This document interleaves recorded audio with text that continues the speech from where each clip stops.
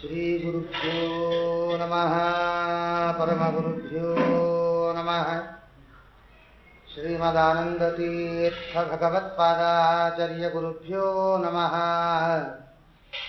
हरिः ओं जयति पराशरसूनुः सत्यवती हृदयनन्दनो व्यासः यस्य आस्य कमलगलितं वाङ्मयमृतं जगत्पिबति नारायणाय परिपूर्णगुणर्णवाय विश्वोदयस्थितिलयो नियतिप्रदाय ज्ञानप्रदाय विबुधासुरसौख्यदुःखसत्कारणाय वितताय नमो नमस्ते। यस्याः कटाक्षमात्रेण ब्रह्मरुद्रेन्द्रपूर्वकाः सुरास्वीयपदान्यापुः सा लक्ष्मीर्मे प्रसीदतु। नमस्ते प्राणेश प्रणतविभवाय अवनिमगाः नमः स्वामिन्द्रामप्रियतमहनूमन् गुरुगुण नमस्तुभ्यं भीमप्रबलतमकृष्णेष्टभगवन् नमः श्रीमन्मध्वप्रदिश सुदृशं नो जय जय भवति यदनुभावात् एडमुकोऽपि वाग्मी जडमतिरपि जन्तुर्जायते प्राज्ञमौलिः सकलवचनचेतो देवता भारती सा मम वचसि निधत्तां सन्निधिं मानसे च उमा वैवात् समुद्दिष्टमनोरुद्रमुदाहृतः तदेतन्मिथुनं ज्ञात्वा न दाम्पत्यात् विहीयते स्वानुभावमखिलश्रुतिसारमेकम् अध्यात्मनेपमदितिदर्शतां तमोऽन्धं संसारिणां करुणयाः पुराणगुह्यं तं व्याससूनुमुपयामि गुरुं मुनीनां वक्रतुण्डमहाकाय सूर्यकोटिसमप्रभ निर्विघ्नं कुरु मे देव सर्वकार्येषु सर्वदा। नौमि न्यायसुधादिकृत्ययमुनीन् श्रीपादराक्षन्मणीन् व्यासार्यान्मुबुधागमाप्तिविहरान् श्रीवादिराजानपि वन्दे हंसवरान् रघुत्तमगुरून् वैदग्ध्यवरानिधीन् श्रीसत्यव्रतराघवेन्द्रमुनिपान् सद्घोरसध्यानपान् सत्याभिज्ञकराब्जोत्थान् पञ्चाशत्वर्षपूजकान् सत्यप्रमोदतीर्थार्यान् नौमि न्यायसुधारतान् बन्धुस्त्वं गुरुरिष्टदैवतमिति तत्पादपङ्केरुहं प्राप्तं मां परिपालयेति सततं याचे निबद्धाञ्जलिः चित्तं मद्गुणदोषचिन्तनविधौ नूनं मनां मा कृता श्रीसत्यात्मगुरुत्वरङ्ग्रियुगलं हित्वा न मे सद्गतिः जैरहं शुकवत्सं न शिक्षितस्तु कृपालुभिः तान् वन्दे खेडकृष्णार्यान् वन्दे विद्यागुरून् मम आपादमौलिपर्यन्तं गुरूणाम् आकृतिं स्मरेत् तेन विघ्नाः प्रणश्यन्ति सिद्धन्ति च मनोरथाः। हरिः ॐ प्रोष्ठीशविग्रहसुनिष्ठीवनोद्धत विशिष्टाम्बुचारि जलधे चारु जलधे कोष्ठान्तराहितविचेष्टागमौघपर मेष्टीडि तत्त्वमवमाम् प्रेष्टार्थसूनुमनुचेष्टार्थमात्मविदतिष्ठो युगान्त समये श्रेष्ठात्मशृङ्गधृतकाष्ठाम्बुवाहन वराष्टापदप्रभतनो स्वस्तस्तु सतां विशेषसन्मङ्गलानि भवन्तु। ಜ್ಞಾನಿಗಳಾದ ಅನೇಕ ಗ್ರಂಥಗಳನ್ನು ರಚನೆ ಮಾಡಿಕೊಟ್ಟು ಪೂರ್ಣಾನುಗ್ರಹ ಮಾಡಿದ ಹಯಗ್ರೀವ ರೂಪಿಯಾದ ಭಗವಂತನ ಉಪಾಸಕರಾದ ಶ್ರೀ ವಾದಿರಾಜ ಗುರುಸಾರ್ವಭೌಮರು ರಚಿಸಿರುವಂತಹ ದಶಾವತಾರ ಸ್ತುತಿಯನ್ನು ನಮ್ಮಲ್ಲಿನ ವೇದವ್ಯಾಸ ದೇವರು, ಶ್ರೀಮದಾಚಾರ್ಯರು, ಶುಕಾಚಾರ್ಯರು, ನಾರದಾದಿ ಪ್ರಭೃತಿಗಳು, ಪದ್ಮನಾಭ ತೀರ್ಥರೇ ಮೊದಲಾದಂತಹ ಟೀಕಾಕೃತ್ಪಾದರ ಮೊದಲಾದ ವ್ಯಾಸರಾಜರು, ವಾದಿರಾಜರು, ರಘುತ್ತಮರು, ಜಯೇಂದ್ರರು, ರಾಯರು, ಗುರು ಪರಂಪರಾದಲ್ಲಿ ಬಂದಂತಹ ಸಮಸ್ತ ಗುರುವರಣ್ಯರು ನಿಂತು ನುಡಿಸಲಿ. ಎರಡು ಅಕ್ಷರವನ್ನು ನುಡಿಯುವ ಪ್ರಯತ್ನವನ್ನು ಮಾಡ್ತೀನಿ. ಇದಕ್ಕೆ ಪ್ರತಿಯಾಗಿ ಮೊದಲಿಗೆ ಗ್ರಂಥ ಪ್ರತಿಪಾದ್ಯ ಭಾರತೀಯ ರಮವೃಕ್ಷ ಪ್ರಾಣಾಂತರ್ಗತ ಲಕ್ಷ್ಮೀಪತಿ ಹಯಗ್ರೀವ ರೂಪಿಯಾದ ಭಗವಂತನ ಚರಣಾರವಿಂದಗಳಿಗೆ ನಮಸ್ಕಾರ ಮಾಡಿ ಅನಂತ ನಮಸ್ಕಾರವನ್ನು ಸಲ್ಲಿಸಿ ತಮ್ಮೆಲ್ಲ ಭಗವದ್ಭಕ್ತರಿಗೂ ಅಭಿನಂದನೆಯನ್ನು ಸಲ್ಲಿಸ್ತಾ ದೇವರು ನುಡಿಸಿದಂತೆ ಒಂದೆರಡು ವಿಷಯಗಳನ್ನು ತಿಳಿಯುವ ಪ್ರಯತ್ನವನ್ನು ಮಾಡೋಣ. ವಾದಿರಾಜರ ಚರಿತ್ರೆ ಎಲ್ಲರಿಗೂ ತಿಳಿದಿದೆ. ಯಾರೂ ವಾದಿರಾಜರ ಬಗ್ಗೆ, ಮಹಾನುಭಾವರು, ಗುರು ಸಾರ್ವಭೌಮರ ಬಗ್ಗೆ ತಿಳಿದೇ ಇರುವವರು ಯಾರೂ ಇಲ್ಲ. ಇವರು ಅವರ ಗ್ರಂಥಗಳು ತುಂಬ ಅಪೂರ್ವ, ಪರಮಸುಂದರ.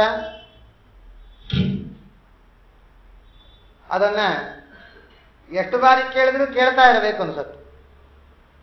ಕಠಿಣ ಅಂತ ನೋಡಿದರೆ ವಿದ್ವಾಂಸರಿಗೂ ತುಂಬ ಕಷ್ಟ ಆಗುತ್ತೆ ಅರ್ಥ ಮಾಡಿಕೊಳ್ಳುವುದಕ್ಕೆ. ಸುಲಭ ಅಂತ ನೋಡಿದರೆ ಸಣ್ಣ ಸಣ್ಣ ಮಕ್ಕಳು ಕೂಡ ಅದನ್ನು ಓದಿ ತಿಳಿದುಕೊಂಡು ಸಾಧನೆ ಮಾಡುವಂತಹ ರೀತಿಯಲ್ಲಿ ರಚನೆ ಮಾಡಿಕೊಟ್ಟಿದ್ದಾರೆ ವಾದಿರಾಜ ಗುರು ಸಾರ್ವಭೌಮರು. 230ರ ಮೇಲೆ ಸ್ತೋತ್ರಗಳನ್ನೇ ರಚನೆ ಮಾಡಿಕೊಟ್ಟಿದ್ದಾರೆ ಮಹಾನುಭಾವರು. ವಿಶೇಷವಾಗಿ ಶ್ರೀಮನ್ ನ್ಯಾಯಸುಧಾರಿ ಗ್ರಂಥಗಳಿಗೆ, ಬ್ರಹ್ಮಸೂತ್ರಗಳಿಗೆ, ಟೀಕಾಕೃತ್ಪಾದರು ಮಾಡಿಕೊಟ್ಟಂತಹ ನ್ಯಾಯಸುಧಾರಿ ಗ್ರಂಥಗಳಿಗೆ, ಶಿವರಾಚಾರ್ಯರು ಮಾಡಿಕೊಟ್ಟಂತಹ ಭಾಷ್ಯ ಸರ್ವಮೂಲ ಗ್ರಂಥಗಳಿಗೆ, ಆಮೇಲೆ ಸ್ವಂತ ತಾವೇ ಅನೇಕ ಗ್ರಂಥಗಳನ್ನು ರಚನೆ ಮಾಡಿಕೊಟ್ಟು ಪೂರ್ಣಾನುಗ್ರಹ ಮಾಡಿದ್ದಾರೆ. ಎಲ್ಲರನ್ನೂ ಉದ್ದೇಶ ಇಟ್ಟುಕೊಂಡು ರಚನೆ ಮಾಡಿಕೊಟ್ಟಾರೆ. ಆ ಕಡೆ ಪುರುಷರೂ ಕೂಡ ಸಾಧನೆ ಮಾಡುವಂತಹ ರೀತಿಯಲ್ಲಿ, ಸ್ತ್ರೀಯರೂ ಕೂಡ ಸಾಧನೆ ಮಾಡುವಂತಹ ರೀತಿಯಲ್ಲಿ, ಸಣ್ಣ ಬಾಲಕರು, ವೃದ್ಧರು ಎಲ್ಲರೂ ಕೂಡ ಸಾಧನೆ ಮಾಡಬೇಕು. ಕೊನೆಗೆ ಈ ಉಡುಪಿಯಲ್ಲಿ ದೂರದಲ್ಲಿ ಇರುವಂತಹ ತುಳು ಬ್ರಾಹ್ಮಣರು ಅಂತ ಕರೀತಾರೆ. ಅಲ್ಲೇ ಇರುವಂತಹ ತುಳು ಭಾಷೆಯಲ್ಲೂ ಕೂಡ ಅವರಿಗೊಂದು ಗ್ರಂಥವನ್ನು ರಚನೆ ಮಾಡಿಕೊಟ್ಟು, ಪದ್ಯವನ್ನು ರಚನೆ ಮಾಡಿಕೊಟ್ಟು ಪೂರ್ಣಾನುಗ್ರಹ ಮಾಡಿದವರು. ಪರಮೋಪಕಾರ ಇದೆ. ಇವತ್ತು ನಾವು ಗ್ರಂಥಗಳ ಬಗ್ಗೆ ಏನಾದರೂ ಒಂದೆರಡು ವಿಷಯಗಳನ್ನು ತಿಳಿಯಬೇಕಾದ್ರೆ ವಾದಿರಾಜ ಗುರು ಸಾರ್ವಭೌಮರ ಅನುಗ್ರಹ ಬೇಕು. ಅವರ ದಯ ಇಲ್ಲ ಅಂದರೆ ಗ್ರಂಥಗಳನ್ನು ತಿಳಿಯುವುದೇ ಕಷ್ಟ. ಎಷ್ಟು ಸುಲಭವೋ ಅಷ್ಟೇ ಕ್ಲಿಷ್ಟವೂ ಇದೆ. ಸಾಹಿತ್ಯ ರೂಪದಲ್ಲಿ ರುಕ್ಮಿಣೀಶ ವಿಜಯ ಪರಮಸುಂದರವಾದಂತಹ ಗ್ರಂಥ. ಅದು ಎಷ್ಟು ಬಾರಿ ಕೇಳಿದರೂ ಕೂಡ ನೀವು ಮತ್ತೆ ಮತ್ತೆ ಕೇಳುವಂತೆ ಇರುತ್ತೆ. ಸಾಮಾನ್ಯರಿಗೂ ಅರ್ಥ ಆಗೋದಿಲ್ಲ. ಕಥೆ ಕೇಳ್ತಾ ಇದ್ದಾಗ, ಆ ವರ್ಣನೆ ಕೇಳ್ತಾ ಇದ್ದಾಗ ಆನಂದ ಅನ್ಸುತ್ತೆ. ಸ್ವಲ್ಪ ಅದನ್ನ ವಿದ್ವಾಂಸರಾಗಿ ಅದನ್ನ ವಿಚಾರವನ್ನು ಮಾಡ್ತಾ ಹೋದ್ರೆ ಎಷ್ಟು ತಿಳಿದರೂ ಕೂಡ ಅದರ ಮೇಲೆ ಮತ್ತೆ ಇನ್ನಷ್ಟು ವಿಮರ್ಶೆಗಳು ಬೆಳೀತಾನೆ ಹೋಗ್ತಾ ಇದೆ. ಅಷ್ಟು ಪರಮ ಸುಂದರವಾದಂತಹ ಗ್ರಂಥಗಳು. ಕನ್ನಡ ಪದ್ಯಗಳನ್ನು ರಚನೆ ಮಾಡಿಕೊಟ್ಟಿರ್ತಾರೆ, ಅದಕ್ಕೆ ಸಂಸ್ಕೃತ ವ್ಯಾಖ್ಯಾನಗಳಿರ್ತಾರೆ. ಇದು ನಮಗೆ ವಾದಿರಾಜನ ಭವ್ಯವಾದಂತಹ ಸಾಧನೆಗಳು ಒಂದಾದರೆ. ಇನ್ನು ಸ್ತೋತ್ರ ಅಂತ ರಚನೆ ಮಾಡಿಕೊಟ್ಟಾರೆ ನಮಗೆ ದಶಾವತಾರ ಸ್ತುತಿ. ಇದಕ್ಕೆ ನಾವು 8 ವ್ಯಾಖ್ಯಾನಗಳಿವೆ. ನಮಗೆ ಸಿಕ್ಕಿದ್ದು ಉಪಲಬ್ಧಿ ಆಗಿದ್ದು 2 ವ್ಯಾಖ್ಯಾನ. ಇನ್ನು ಉಳಿದಿದ್ದು ನಂಗೆ ಉಪಲಬ್ಧಿ ಆಗಿಲ್ಲ. ಹಾಗಂತೇಳಿ ಇಲ್ಲ ಅಂತ ಹೇಳೋದಿಲ್ಲ.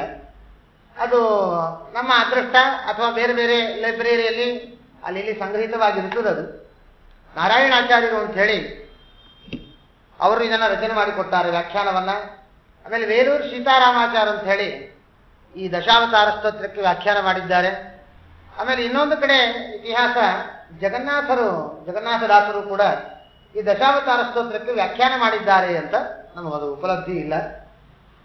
ಆಮೇಲೆ ಸತ್ಯಬೋಧ ತೀರ್ಥ ಶ್ರೀಪಾದಂಗಳವರು ಅಂತ ಉತ್ತರಾದಿ ಮಠದ ಪರಂಪರಾದಲ್ಲಿವರು, ಅವರು ಈ ದಶಾವತಾರ ಸ್ತೋತ್ರಕ್ಕೆ ವ್ಯಾಖ್ಯಾನ ಮಾಡಿದ್ದಾರೆ ಅಂತ. ಇನ್ನು ಅನೇಕ ವ್ಯಾಖ್ಯಾನಕಾರರು. ಆಮೇಲೆ ಈ ಇವರ ಶಿಷ್ಯ ಪ್ರಶಿಷ್ಯರು ವೇರನಿಧಿ ತೀರ್ಥರು ಅಂತ ಹೇಳಿ ಅವರು ಕೂಡ ಈ ದಶಾವತಾರ ಸ್ತೋತ್ರಕ್ಕೆ ವ್ಯಾಖ್ಯಾನ ಮಾಡಿದ್ದಾರೆ ಅಂತ. ಹೀಗೆ ಅನೇಕ ತರಹ ರೀತಿಯಲ್ಲಿ ಈ ಗ್ರಂಥಕ್ಕೆ ವ್ಯಾಖ್ಯಾನವನ್ನು ಮಾಡಿ ಪರಮೋಪಕಾರ ಮಾಡಿದ್ದಾರೆ. ಶಾಸ್ತ್ರದಲ್ಲಿ ಒಂದು ನಿಯಮ ಇದೆ. ನಮ್ಮಲ್ಲಿ ತೇಜೋರೂಪವಾದ ಒಂದು ಗುಣ ಇದೆ. ಆ ಗುಣ ವೃದ್ಧಿಯಾಗಬೇಕಾದ್ರೆ ಭಗವದ್ ರೂಪಗಳನ್ನು ಚಿಂತನೆ ಯಾವಾಗಲೂ ಮಾಡ್ತಾ ಇರಬೇಕಂತೆ.